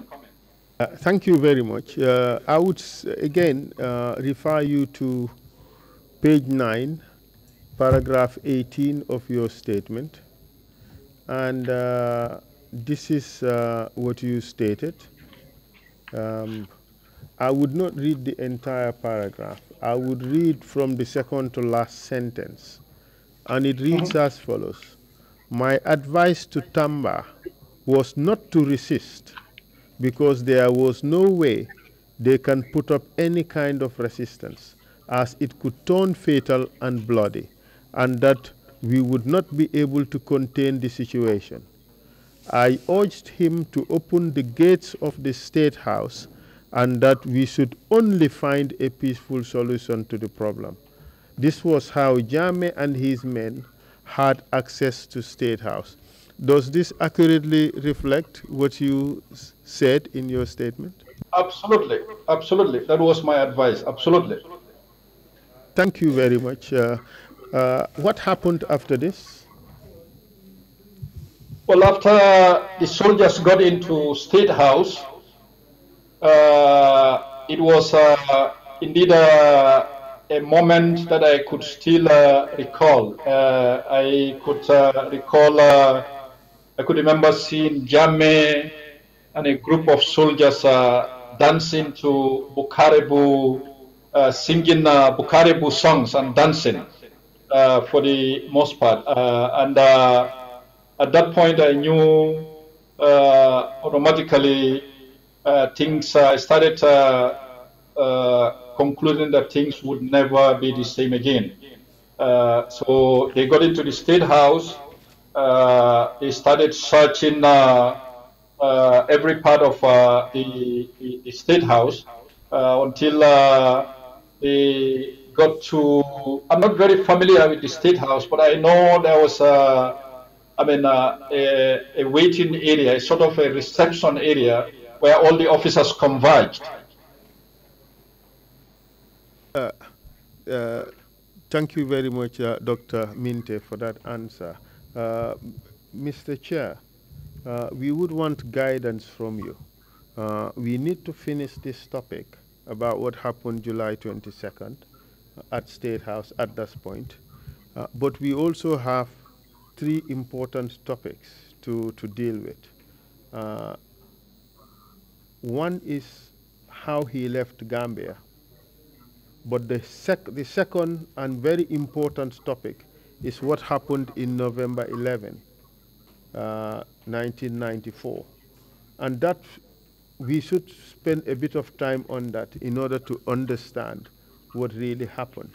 So I would suggest that we end his present testimony with just the events of 1994. And we call him a second time when we start dealing with November 11, because ideally he should be our first witness for November 11. So it would be convenient if we just finish his testimony today with 1994, and then we would call him a second time to address November 11 and how he left Gambia. I am in your hands. If that is a good way to proceed, we would. Thank you, Counsel. That's a very good way to proceed. If I had my way, we will go on until midnight. But if the witness is available next time around, we can just proceed as you suggested, i.e. conclude on events of 1994, the coup, and then get him to come the next time around. Can he confirm that he is available another day? Mr. Witness, could you confirm whether you would be available on another day, say 2 weeks from now, so that you can open our investigations into what happened in November 11, 1994? Or Absolutely. would you prefer to continue today? I can definitely, considering the time differences and considering your obligations as a commission, the nature of your task, yeah, I can definitely be available for a second time. We can wrap up the July 22nd coup events today, and I'll be happy to make myself available upon your request in 2 weeks' time. Thank you very much for that, Dr. Minte. Now let's proceed with the events of July 22nd, 1994. Now you are at State House. You saw Jammeh and some of his colleagues dancing to Bukarabu and chanting songs. What happened after that? Well, after that, the situation was a bit chaotic. Intermittently, we would see even soldiers sometimes, involved in, tension rises amongst themselves intermittently. I remember at one point when Sana Sabali walked into the State House and was made to understand that officers were at this lounge that I mentioned earlier on. He was very, very furious about that. And I actually heard him tell one of his guards whilst he was entering that building, if I say fire, kill everybody except me. So I participated in diffusing that tension. I engaged Sana and I told Sana nothing was happening upstairs. It was the officers who were there, Jame, Singate, and other senior officers. In fact, they were waiting for you before a meeting would take place. So I succeeded in diffusing that tension. And the meeting eventually took place. And I believe in my testimony, my statement, I provided a list of officers who were at the meeting, lead council. Do you remember who they were? Well, I did provide names for you in my testimony. If you,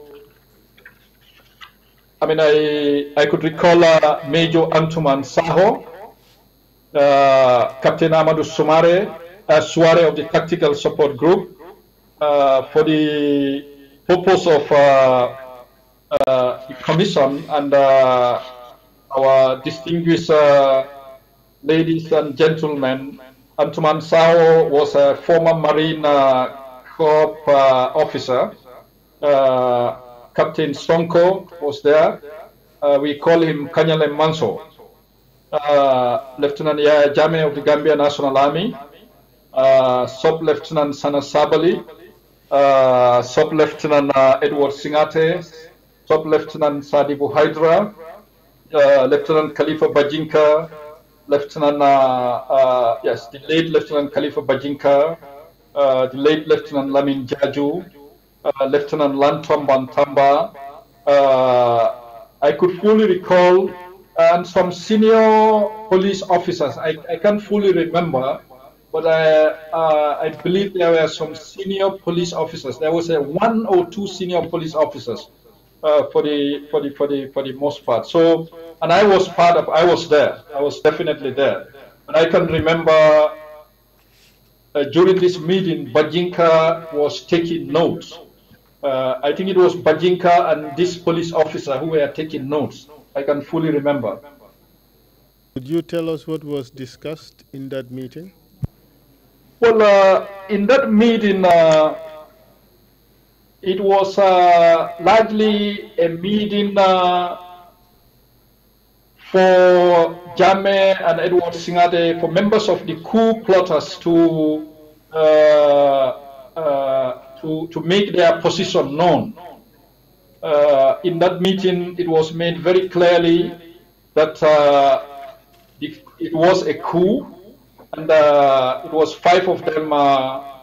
Actually, 4 of them, Yankuba Toure came in later on. It was 4 of them who organized, and Edward made that statement in that meeting. He said, yes, they are junior officers, and yes, he understands the command structure of the army, but one thing he has to make very clear, it was them, the junior officers who organized the coup. That was him, Lieutenant Singate, Lieutenant Jame, Sana Sabali, Sadibu Hydra, and by virtues of their seniority, Yaya Jammeh was the senior man, and they constitute what he called the Supreme Council of the Armed Forces Supreme Council for the most part, and that they were the sole executive body who will give orders.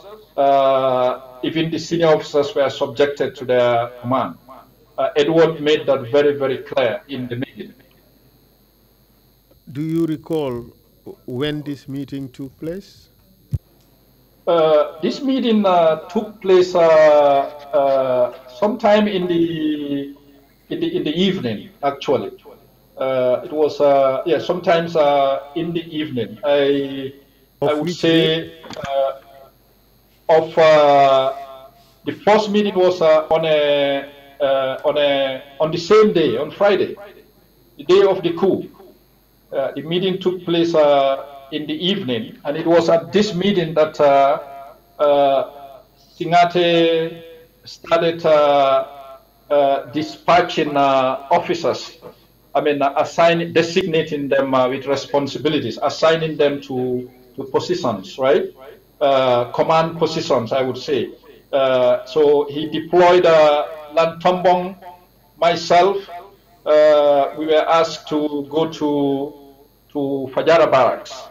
I was asked to go to Fajara Barracks that night, and then I think Barrow was somebody else. Barrow was sent to Yundum Barracks, but I can fully recall Edward Singate. It happened a long time, but I can fully recall Edward Singate.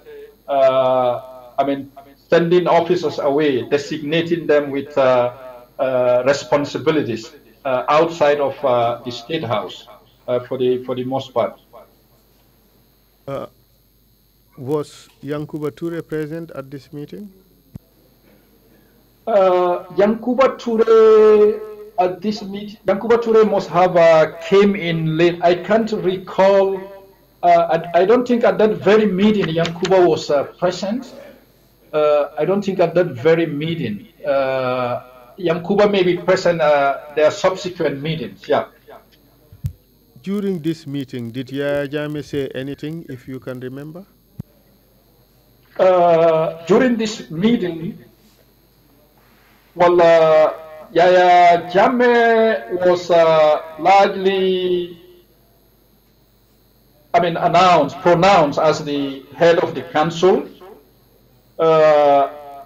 At this meeting, Jammeh's emphasis largely were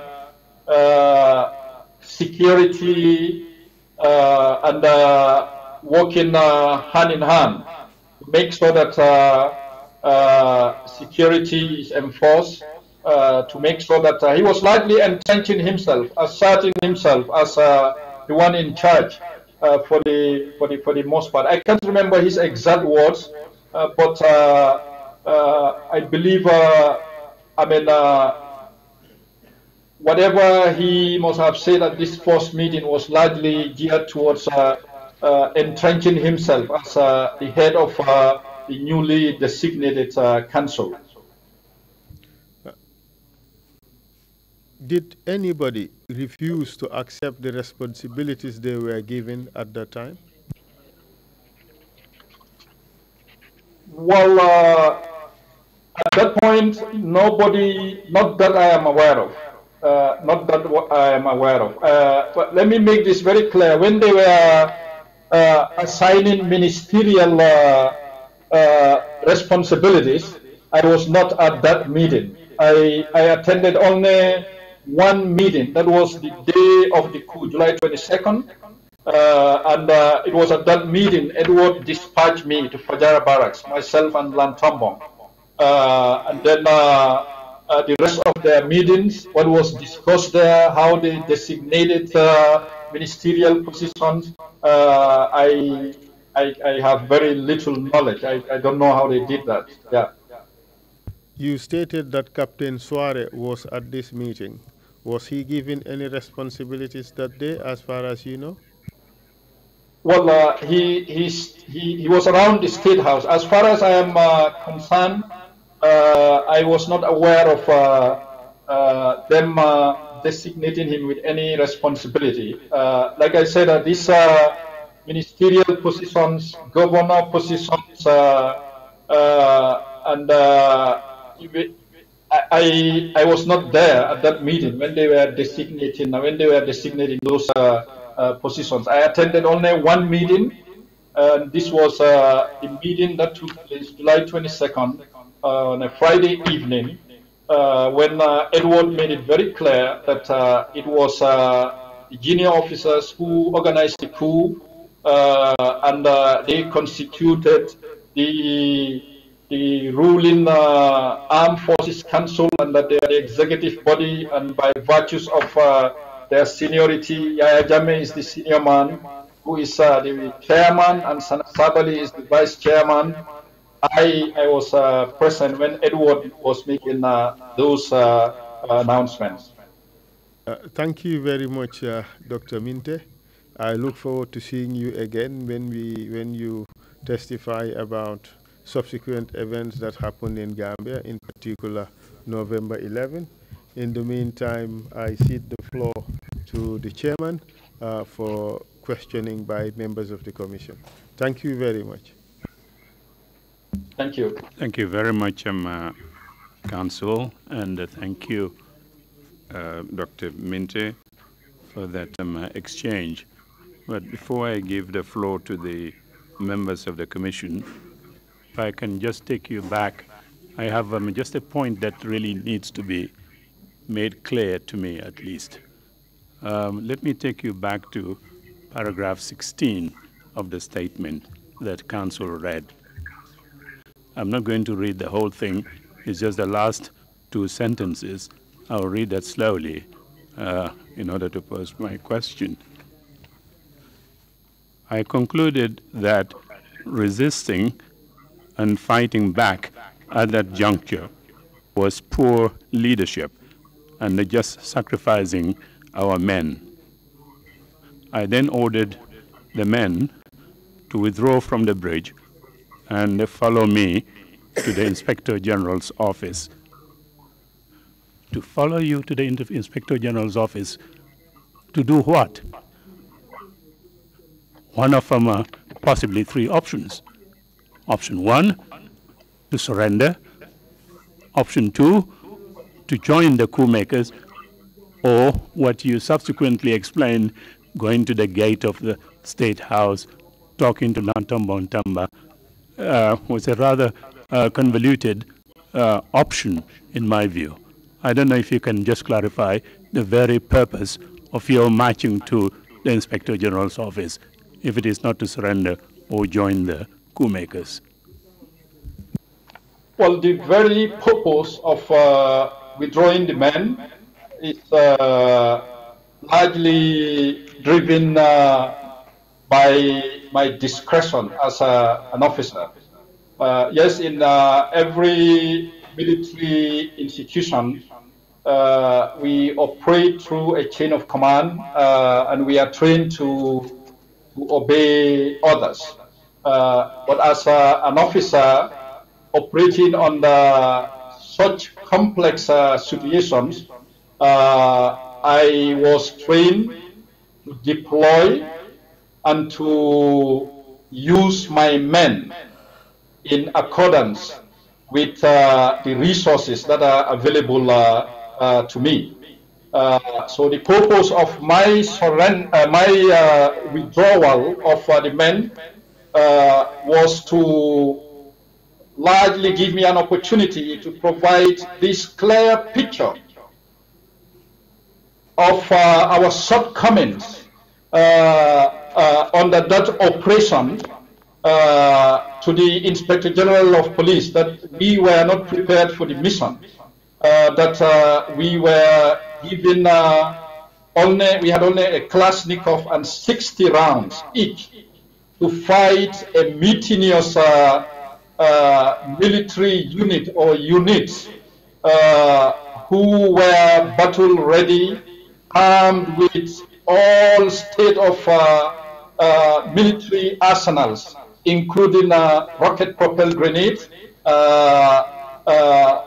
these high-powered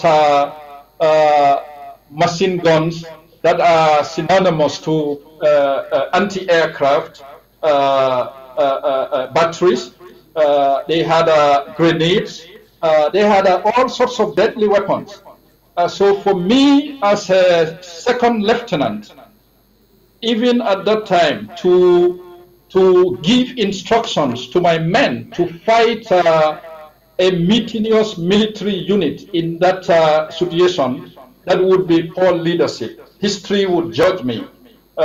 So my withdrawal was informed by good reasoning. That is to go and explain the situation to the Inspector General, so we can, maybe the Inspector General will come up with other alternatives, right? Different from what I was thinking. Maybe the Inspector General could say, okay, we will secure heavy weaponry from such a source, right? So let's better prepare. So that was the reason for withdrawing the men. So the Inspector General could provide alternatives for us as our commander. But even in any battle situation, as an officer, I will never sacrifice my men. Any officer who does that, you are a poor officer.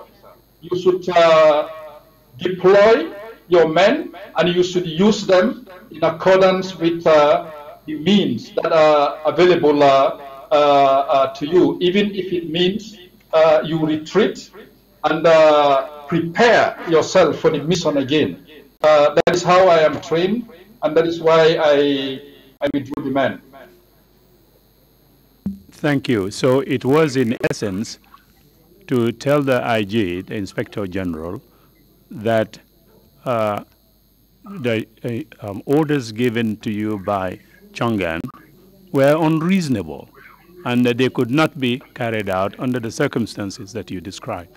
And therefore, you were seeking either new orders or new command to be given that. Is that correct? Absolutely. That orders given to fire, to engage,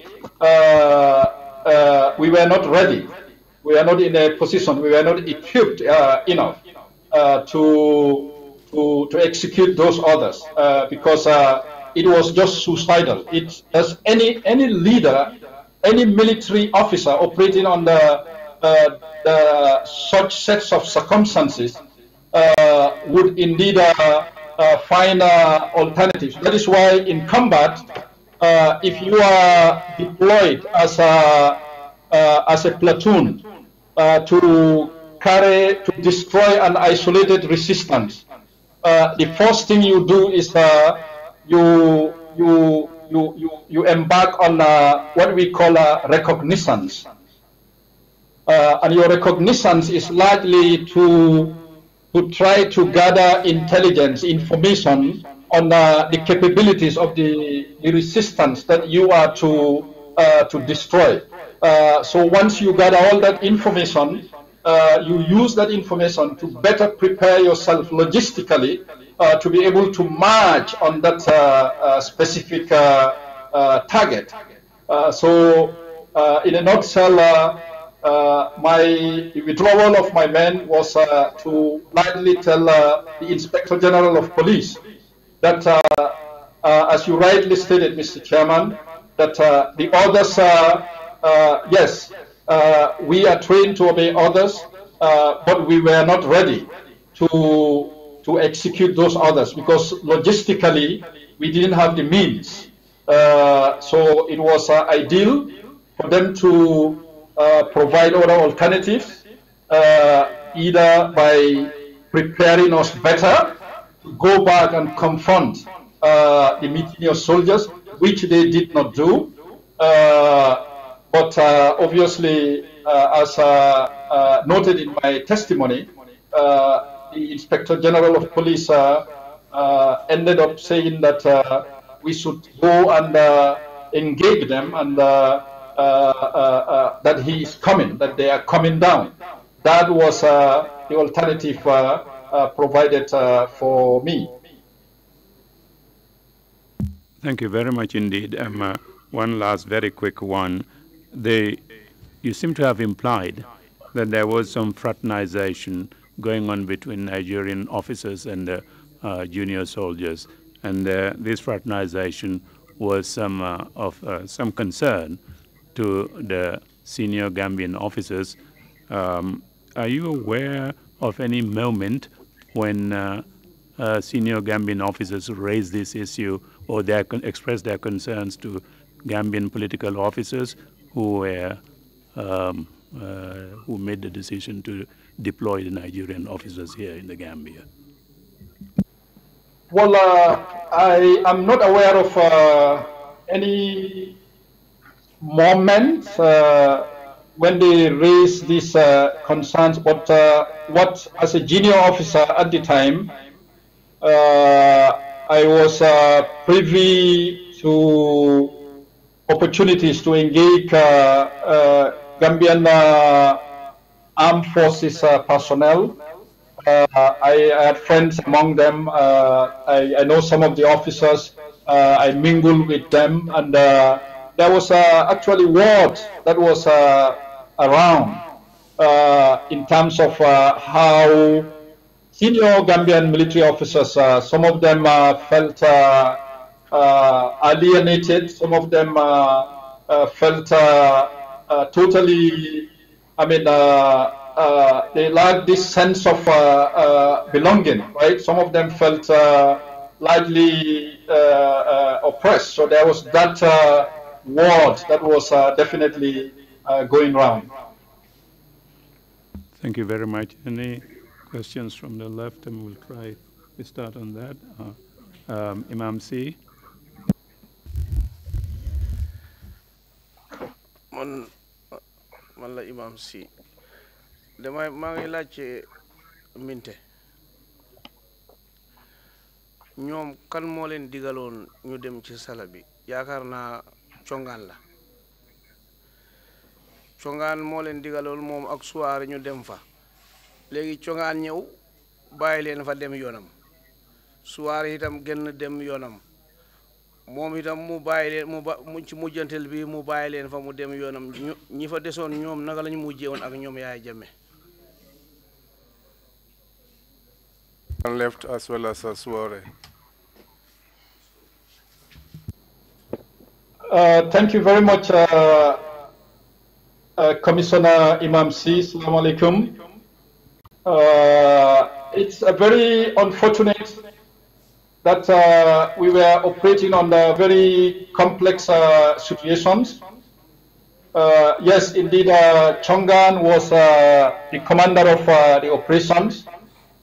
And once again, I want to make it very clear before this commission and before Gambian people that indeed Chongan gave very clear orders that we should engage the mutinous units up to and including firing, right? And of course, after he left, the situation of Suare was very clear from the beginning. When Suare went and talked to the mutinous soldiers, in my testimony, I made it clear that for me, I believe he was seized. He was not, he was captured, he was taken. He was not at liberty. So it left me in a situation where I had to use my discretion as a very young officer at the time. And based on the training that I received as an officer, I came to a conclusion that my men were not very well equipped, prepared to confront the mutinous soldiers. So I did withdraw my platoon to go and meet the Inspector General of Police, my commanders, to tell them the situation just as it was, that we were not prepared for the mission, that was for them to provide us with other alternatives. Because for me, fighting at that point, using the men to confront the soldiers at that point, that, in my view, would be poor leadership. I will not do that in any combat situation as a military officer. In any situation where I determine that my men are not ready enough, my role as an officer would be to find alternatives, either to prepare my men and get back to that same mission for the most part. Thank you very much. Commissioner Kinte, and then Commissioner Carr later. Commissioner Kinte, Minte, I remember you said you went over the bridge to Edward and the team, and indeed you had a first-hand view of their capacity, their readiness, and everything. And I thought from a distance, Chongan could not have articulated their real state and the fact that they are no match to you.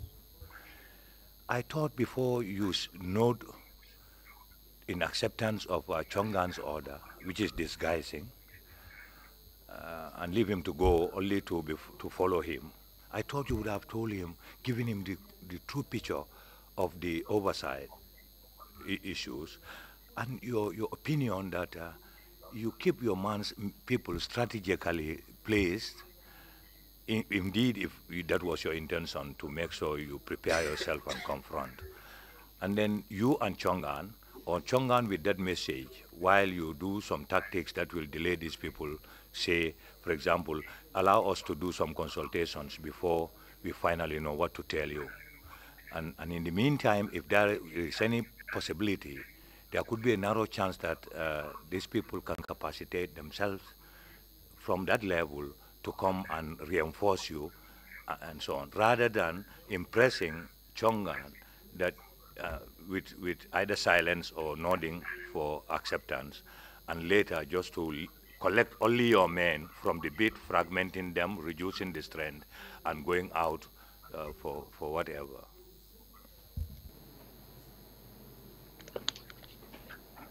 Thank you very much, Commissioner Kinte, for those concerns. It is very unfortunate that we were operating under a very complex national security disaster at the time. I am a trained officer, and I am trained very well to be able to respond to all such situations, whether it is within the civilian population in build-up areas, or whether it is in actual combat situation in bush. But unfortunately, at the time, what happened in the Gambia was it was very sad that our capacity was largely reduced as members of the tactical support group, and the way we were deployed at the Denton Bridge, we were deployed in ways where, after my assessment of those mutinous soldiers, the only conclusion any responsible officer would reach would be to find other alternatives. Yes, Chongan came to the bridge and he gave orders. It was a legitimate order. But Chongan himself, he's my very good commander, was operating under a very, very complex situation. So the complexity of the situation indeed made it very hard for me to be able to very quickly break the point for Chongan at that instance, especially when he came and he gave others and then he just left, right? So you could imagine what must have been going in our mind as young officers at the time. So in my view and in my judgment, the best thing I could do at that juncture was to make sure that I operate on the leadership guidelines that I was taught as a young officer, that situations where you cannot match your enemy, what you need to do is you pull back. And then your pulling back is not necessarily you are running away. You're pulling back to better prepare. But even when we pulled back and reported to the seniors, they had no other alternative. And I can tell this commission that if we were provided with alternatives, if we were well equipped, those mutineer soldiers would not have crossed that bridge. We would have contained them at all costs. Just a minute. I just thought you should have pulsed Chongan. He may have shared the same view, and you will jointly strategize rather than giving an impression that you don't retain.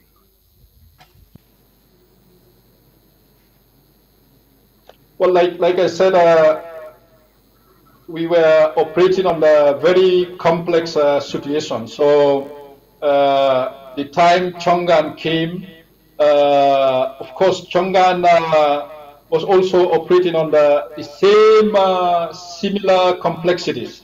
The time he came, the complexities of the situation made it impossible for me to properly tell him exactly what the situation was in terms of the capabilities, in terms of what we could do or what we could not do. So I was left with no other option than to resort to going back to the police headquarters. And the intention was to use that moment to tell Chongan, but since he was not there, I had to share it with the Inspector General of Police. Thank you, Commissioner Carr. Thank you, Mr. Chairman.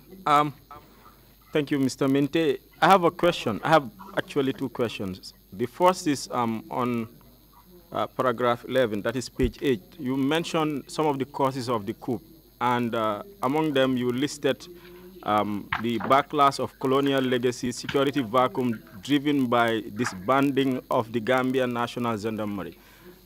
In your statement, I didn't see anything relating to the condition of service in the army. What were these like, and do you think they had any factor as to the causes of the coup? Did they lead to the coup? Did they create the environment for the coup to happen? The second question is regarding the assessment of the situation. You were given command to shoot on sight, but you were outnumbered. Was, in your assessment, was that a result of poor intelligence gathering as to the nature of the security threat at the time? Thank you very much, Commissioner Carr, for those two questions. In response to your first question, absolutely, if we look at the state of the men in both the Gambia National, the TSG and the Gambia National Army, absolutely, the condition of the men, indeed, one could argue also contributed because I I think when we talk about conditions, we are looking at most their social condition, their living arrangements, the food that they eat, the pay in terms of salary-wise. So of course there was that concern intermittently as a training commander, as one who interacted with men at various levels. I did come across those concerns. And the same was true for even members of the Gambian National Army. So in response to your second question, of course, if we look at if we look at the plight of the Nigerians in terms of how they interacted with the men, in fact, this is a point that I have made clear in my master's thesis. So I tend to question a conspiracy aspect of the coup, where Nigerians complicit. And I think you followed some of the trends that I have given from joint security meetings, misbehaviors, subversive misbehaviors by junior officers of the Gambian National Army, which was evident in Yundum, which was evident in other joint ventures. I think as a military institution guided by the Gambia Armed Forces Act, that clearly outline a disciplinary code, those soldiers could have been reprimanded, but nothing happened. And I'm glad you brought that question up. Interestingly, I didn't mention that in my testimony, but Nigerian officers contributed in helping the military junta write down most of those military decrees. Nigerian military officers were seen going in and out of State House, consulting with the members of the military council. So yes, indeed, all those factors contributed towards the causes of the coup. Thank you, Mr. Commissioner.